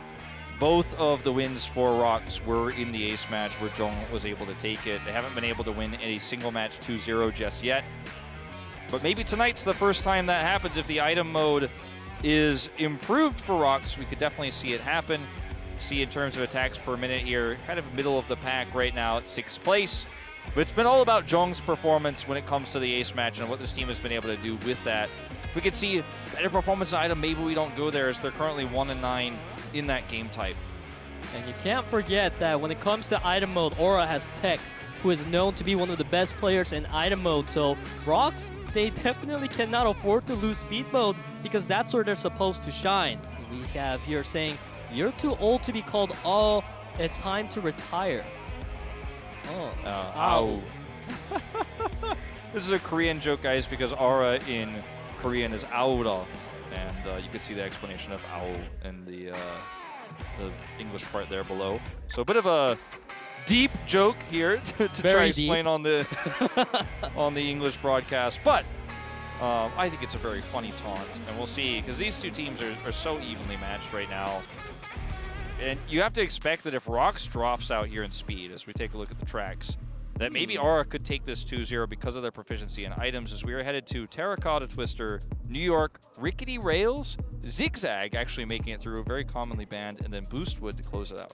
Feels like Aura chose all of the hardest tracks that are always banned out. I wonder if that's a strategy that they purposely focused on, you know, practicing so that they can make sure to take those round wins. However, from the bans, Aura, they didn't like Bayside Bridge Run, which we got to see not too long ago, Desert Pharaoh's Pass, while ROX, they have a completely different strategy, taking out Village Boom Hill Tunnel as well as Construction Chaos. Yeah, very unusual to see Bayside Bridge banned away just because it's one of our more standard tracks, one of the ones where I think both your high skill ceiling is showed, but also just the basics are shown. It's very often picked actually as the first track going into these best of fives, which you see is so cute, that sign says. We'll see how great his play is going into our first track of this best of 5 on World Tour Terracotta Twist.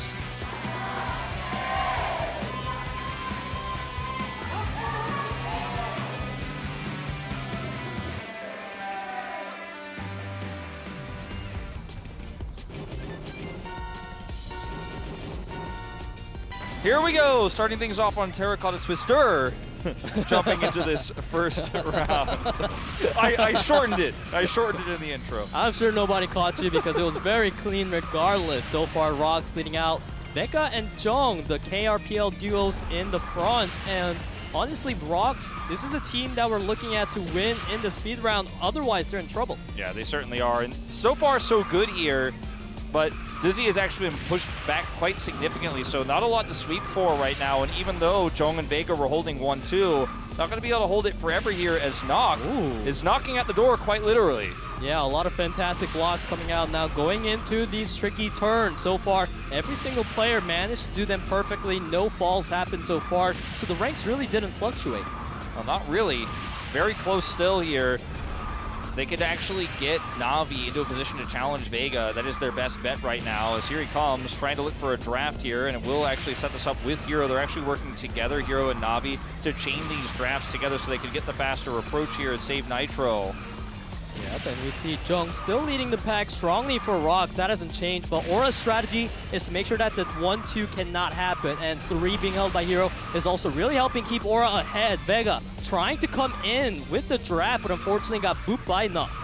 Jung here still holding that first place spot, but not alone going to be enough here as Vega really needs to push through. Na'Vi trying to threaten him right now. If he gets any collisions here like that, it's going to be really rough for ROX. Well played by Aura here, just barely in the lead.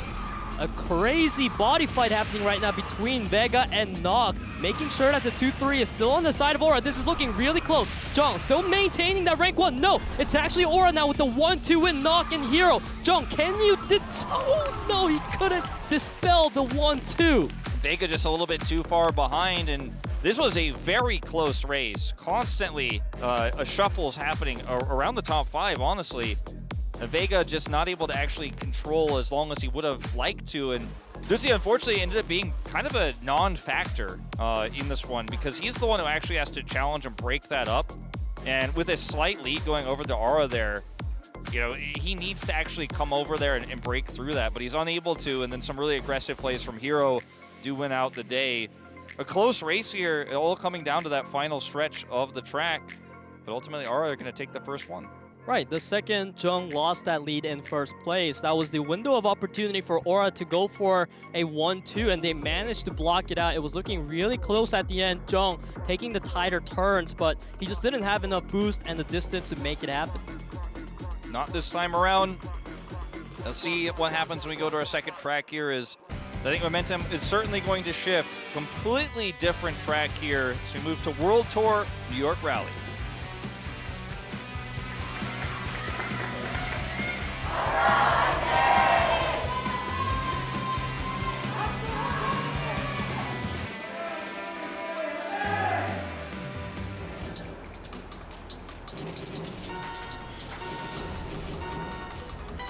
We begin our round number 2. Aura ahead 1-0 over ROX.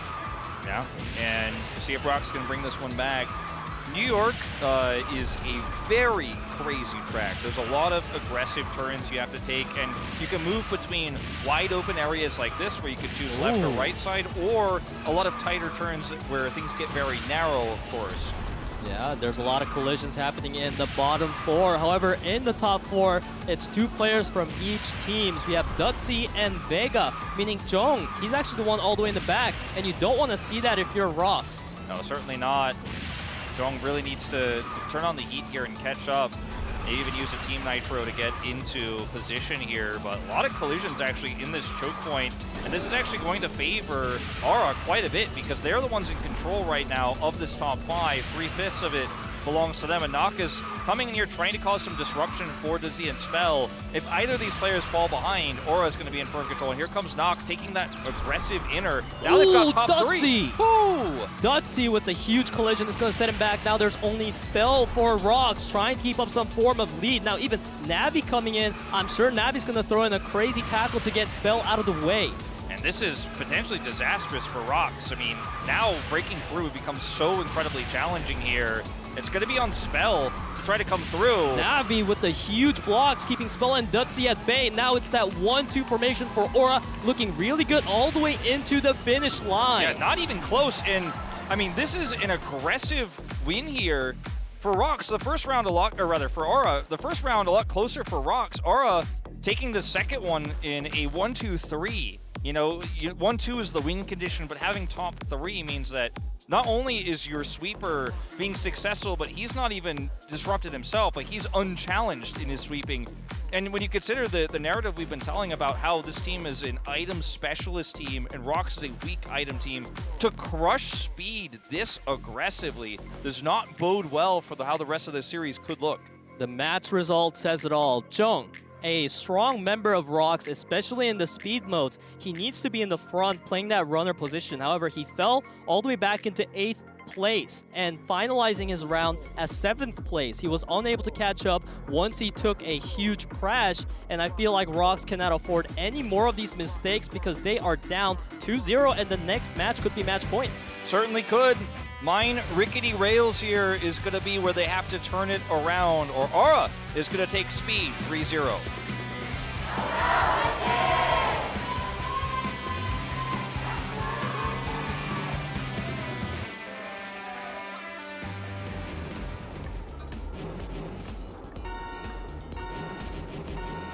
And off we go. It is time to prove yourself, ROX here.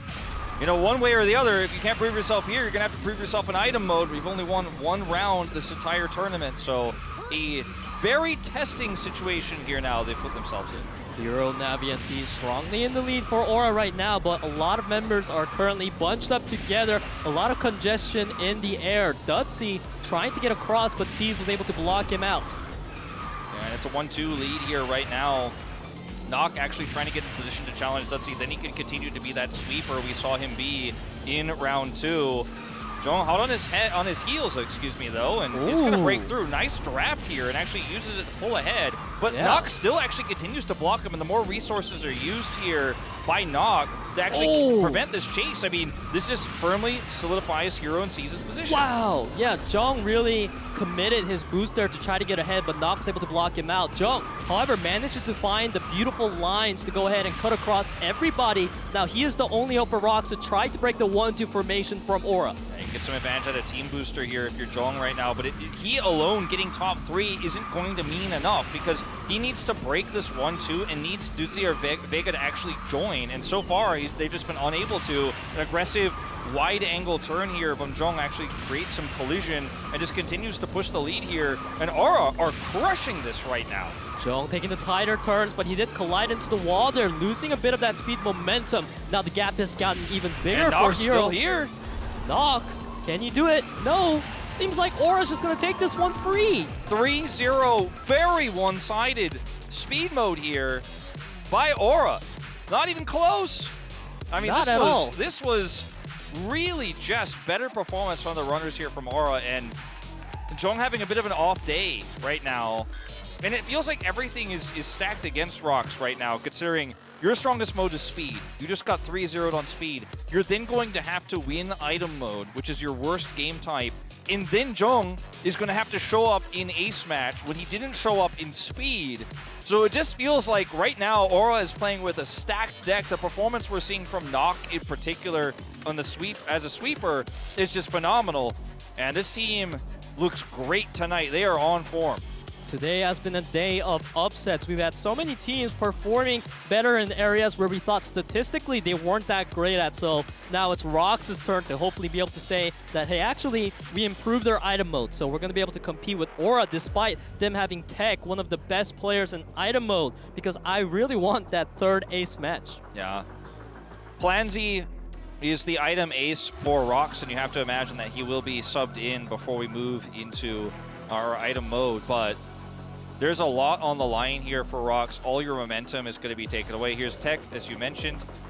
His name is Iun Tech. That's where the nickname comes from. Navi will be out. And, you know, this is where things get really, really dicey. You have to hope that ROX is able to pull something crazy out of their hats, because ROX, they need to show that Planzy is able to keep up with Tech. And that's a hard task because Tech, this player is known, he has a nickname called a Tech, because he's able to utilize those items in an offensive way so well. His shot calling always on point. And here he is, Plansy, going to be subbed in, Vega out. And Vega had some pretty decent performances in speed, but ultimately wasn't able to close the gap over Knock, who completely denied him. And you can see the pressure is on here on the side of ROX Esports coming into this one, because this is your weakest mode, and there is a lot of variability, right? There's a lot of, you know, things that you can't necessarily plan for in item mode, but having your whole series be based on that really does feel rough. It feels like Aura also with a huge momentum shift here with a 3-0 start. Like, how can you go into item mode not feeling amazing after what was such a dominant 3-0 as well? And we can take a look at the item track list. We see that My Magma Cavern was the first pick by ROX Esports. So there is that one little positivity that ROX needs. At least that first round is going to go hopefully in their favor. Yeah. London Knight, Mushroom Caves, Polar Halfpipe, and Cogwheel Crush will be coming through, as Aura actually choosing both London Knight and Polar Halfpipe. London Knight, very rarely actually seen, very often banned, actually. So we'll see that one for the first time in a while. And in terms of bans, we see Icebreaker, Istanbul, Brody's Gloom, which can be a very chaotic one, and Pharaoh's Pass taken away. So ROX, you know, this is it. This is when you have to prove your improvement. Or this may be the first series tonight that doesn't go to ace. Now, I hope we have a good one here on items, but we have to set expectations that unless we see a monstrous performance from ROX, this one might be over very quickly. A monstrous performance we're looking for from Jong, especially as the runner for the team. Hopefully Plansy will be able to give him the backup he needs in the shot calling. Our first round will begin in Mine Magma Cavern.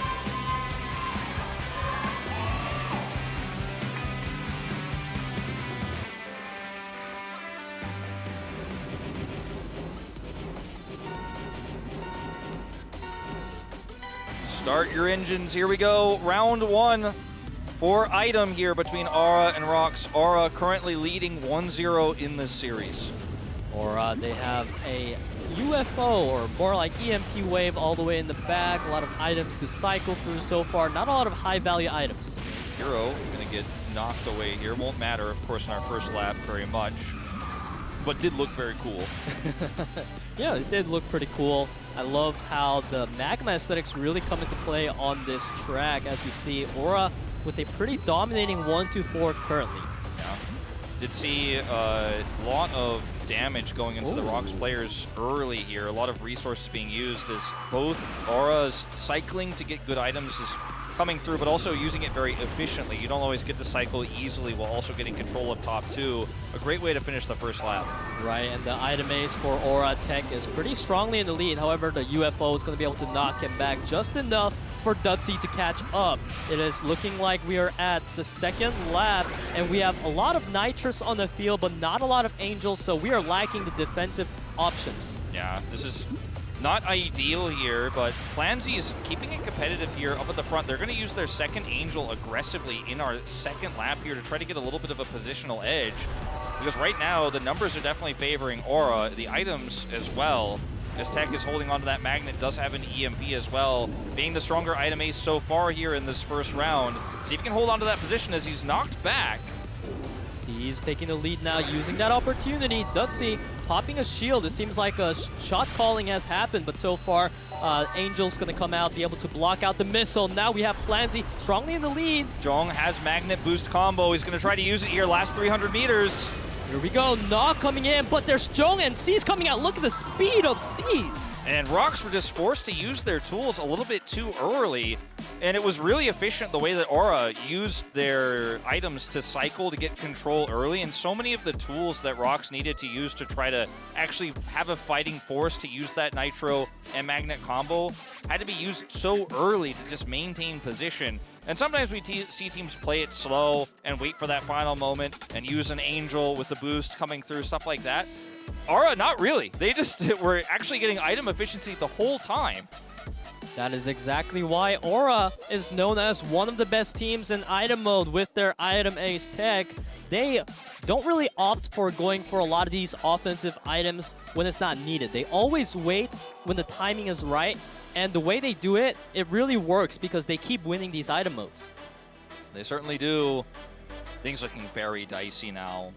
for ROX is item mode always comes down to the moment where the first player crosses the finish line, right? But in this race in particular, I feel like there was never really a moment in which ROX was threatening Aura. You could see at the last moment here they tried to go for the combo, and you did see Jong attempt to magnet boost his way through, but had to use it a little bit early because they had so many players blocking. It was just a clean finish there. Yeah, the Nitros coming out from C's was absolutely perfect in a way to secure that lead for Aura, but now moving into round number 2, it will be World Tour London Night.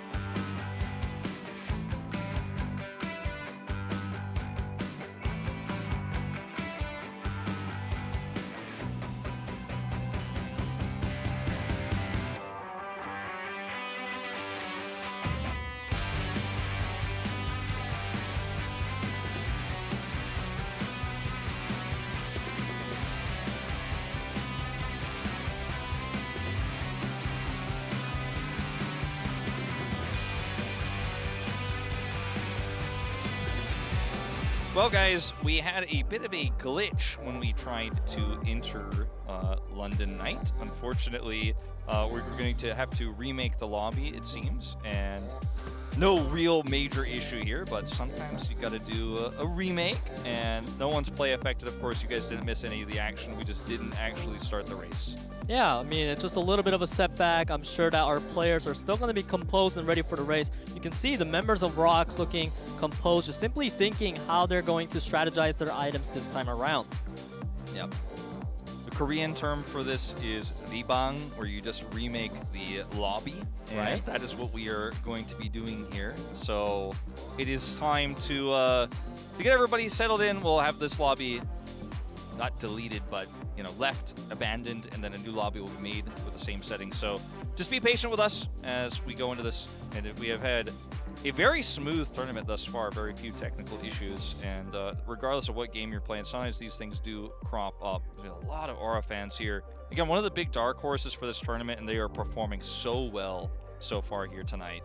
Aura definitely a hot contender for that third place spot. And the fans are definitely happy. Yeah. Waving, smiling.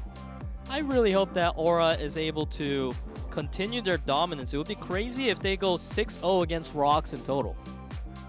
Yeah, that is a possibility. Like, we're really looking down the barrel of that, feeling like it's the most likely outcome. We'll have to see a huge change here in London if this actually is going to be a turnaround. It's Hero fan here coming in, and it's a situation now that ROX find themselves in where it's going to be a series I think every ROX player remembers if they bring it back. You win the next 2, win the next 3rd, then you go 3-1 an item, you win your first item mode of the tournament, you win the ace match. It feels like it could be a huge turning point for this roster. So one way or the other, it's going to be a memorable night for ROX. The night they either get crushed or the night they really turn everything around. And they absolutely need to get to that ace match, because so far their only victories came from ROX going all the way down to that ace match and Jung coming in clutch for them. Aura, on the other hand, they definitely don't want to face Jung in an ace match, so I'm sure they'll be wanting to close this one out and using tech. We've seen so many fans for tech today in the crowd. Everyone knows that this guy is big brain in items, and so far his stats also line up. He hasn't been dropping a lot of games in these item modes. Yeah.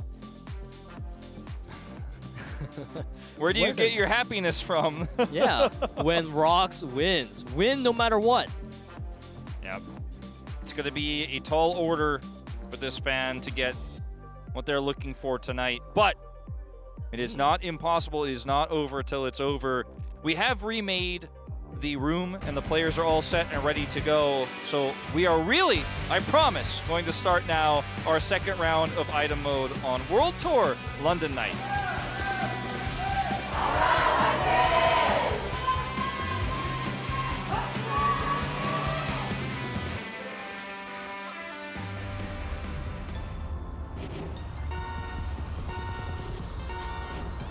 Kicking off item mode round number 2. Aura 1-0 up against ROX. Yeah, this is a really tense situation for ROX. If you have just tuned in, if you haven't been following, they have lost speed mode 3-0 and are now down 1-0 in items. Hero, the good start here will be UFO'd. Barricades avoided. And right now, Wow. Dizzy, I mean, he's had the best start that ROX has had, honestly, this entire series. See if he can hold on to his position here. He's got a shield.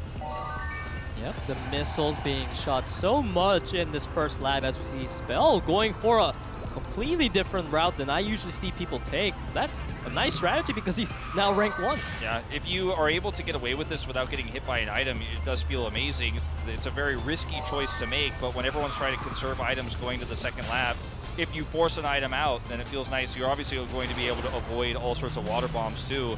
And he's able to, without using an item, take a nice risky shortcut and pull up to top 3. Definitely a nice move there, but we see now the ramp coming up, but no player has the momentum to be able to actually shoot up into the top half of the map, but it doesn't really matter because players, they want the item right now. Yeah, Hero's going to take that greedy attempt to go through the Ferris wheel himself and actually will be successful. With the rest of the crew goes with him. Actually, it looked like it was only him, but it was a large group of players who went there. C's going to hold on to first place here as Hero's actually going to look for a deeper item. Unfortunately, does come up empty, so not getting what he was looking for there. And Jong finally in that pole position, in the position to actually say, all right, I'm going to carry this one through if my team supports me. But not anymore because Tech had the tire line. Jung took a really extra outer line, and that cost him his position. Now 2 members of each team contesting the top 4. However, Final lap. The magnet's now coming out. Yeah, they can use the magnet to get some momentum over this drawbridge. 200 meters to go. Can Dizzy crack that finish line? No! It is Hero. Oh, so close. It's at moments like that, it's so hard to track actually who's going to take the advantage with all the magnets and nitros going through. That's the moment. That's the moment, right? And everybody's going over the drawbridge, and it looks like, okay, this could go either way. But once again, in the final moments, Aura do take control. I think this is the best fighting chance we've really seen from ROX and Item. Right. But it's still not enough, you know, and that's the frustrating part of this. Yeah, Jong, he was in that top 2, but he got knocked back all the way to 7th place. Plans, he tried to do what he can, but it was Hero who came in clutch for Aura. Now they're up 2-0 in a mode that's so favored for them. ROX really feeling the pressure now. Yeah, ROX now need to win 3 tracks of item mode in a row. They're now 1-11 on said item tracks. Oh, and there's a player. Yeah, I think his ID is Boomer, and he's a very popular player these days. May join Sensation, sounds like, from what I was told by our producer. So another new and up-and-coming player coming to watch here. But is he going to see the defeat of ROX at the hands of Aura 2-0? That is what we're going to find out right now as we move into Forest Mushroom Caves.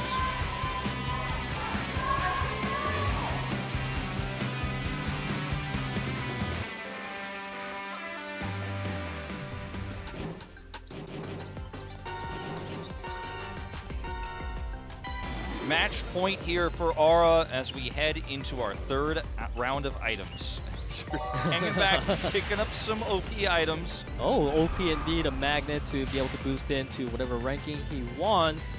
And this is a 2-lapper track, so we're going to have to see a lot of players going for the items and maybe even conserving them in the first lap, because this is not a 3-lapper. Yeah.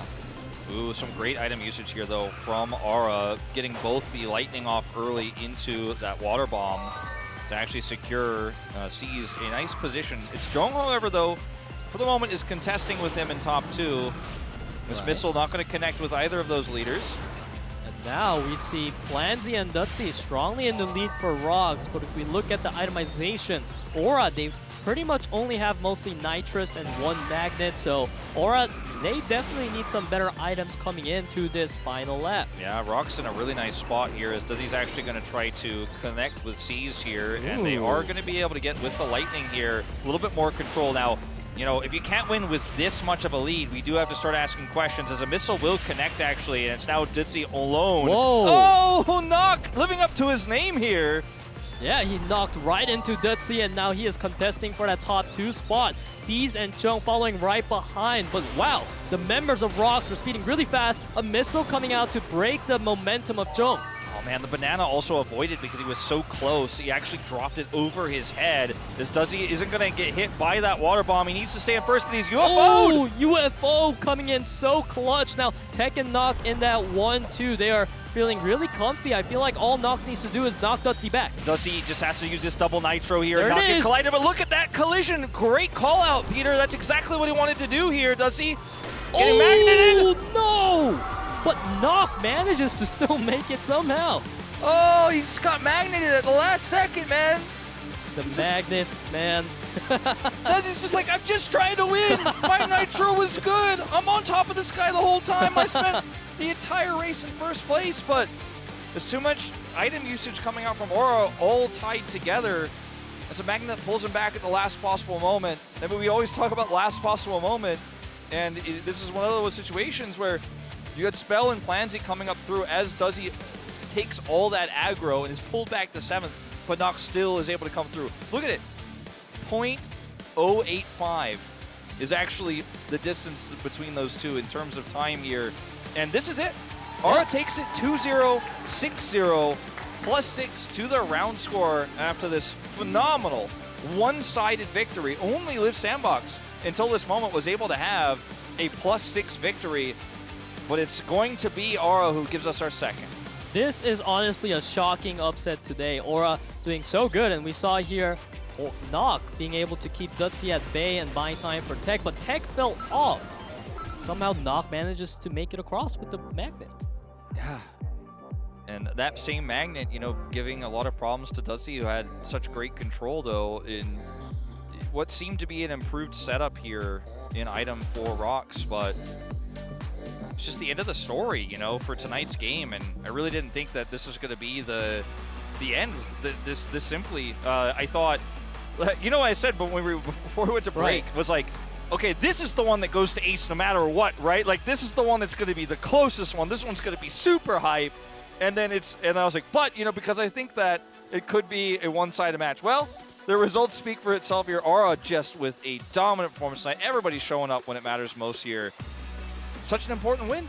Yeah, day 6 of KDL proving to be the day of upsets. Every single statistics that we tracked so far pretty much said what happened today wasn't going to happen, but it did. And at this point, there's not much we can do about it. The rankings have already been adjusted.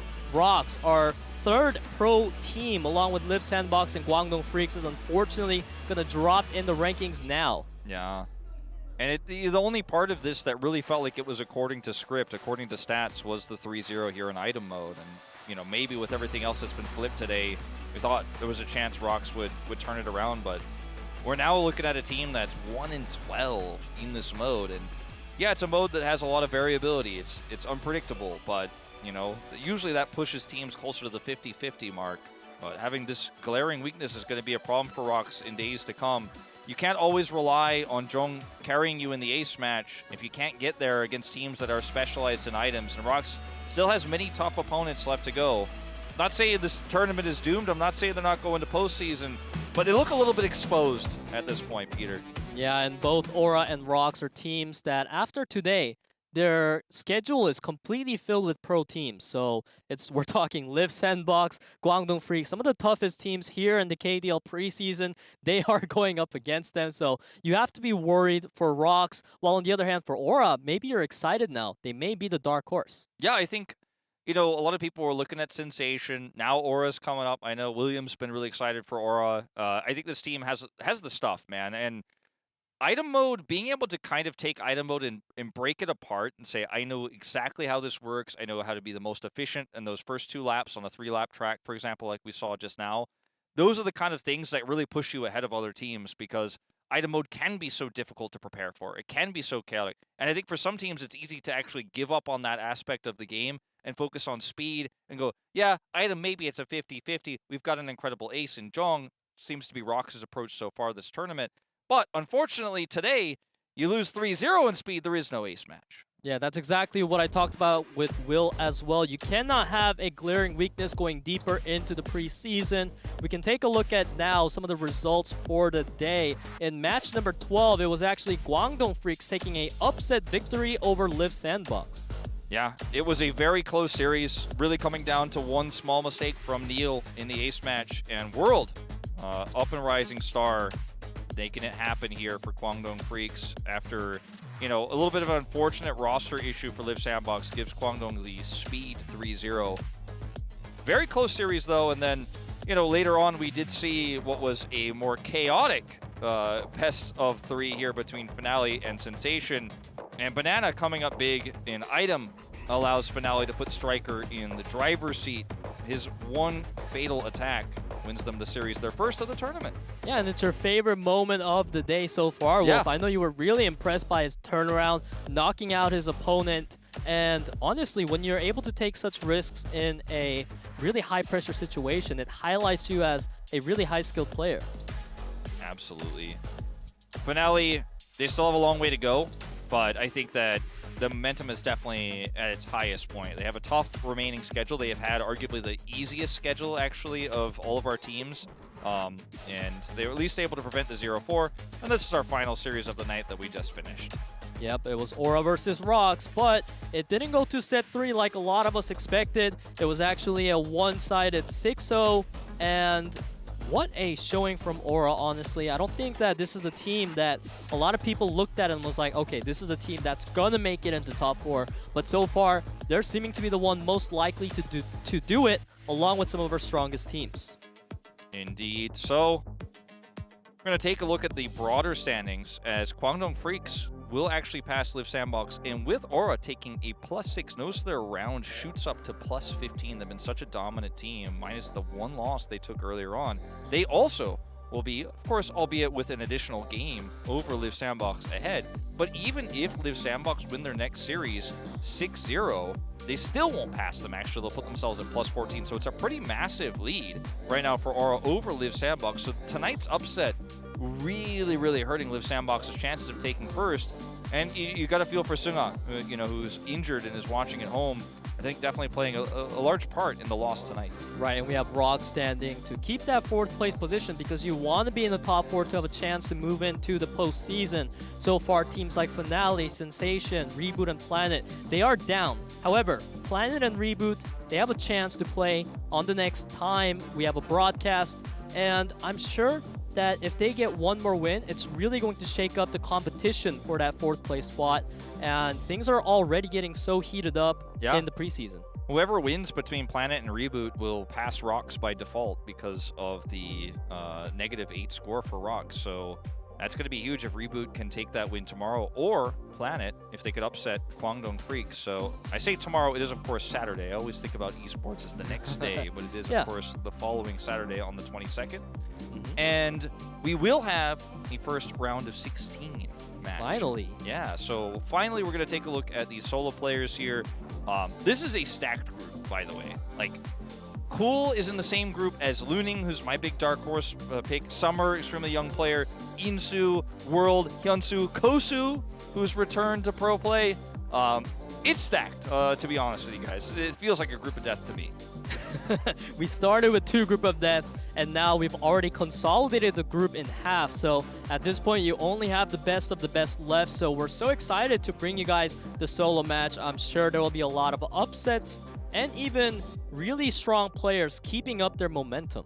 Yeah, that is going to be extremely competitive. I think most of our groups had some pretty big gaps. You know, we had oftentimes our bottom 3 players really significantly weaker than our top players, but I think that as we moved into now top 16, it's going to get a little bit more interesting. It's definitely going to be a little bit more back and forth.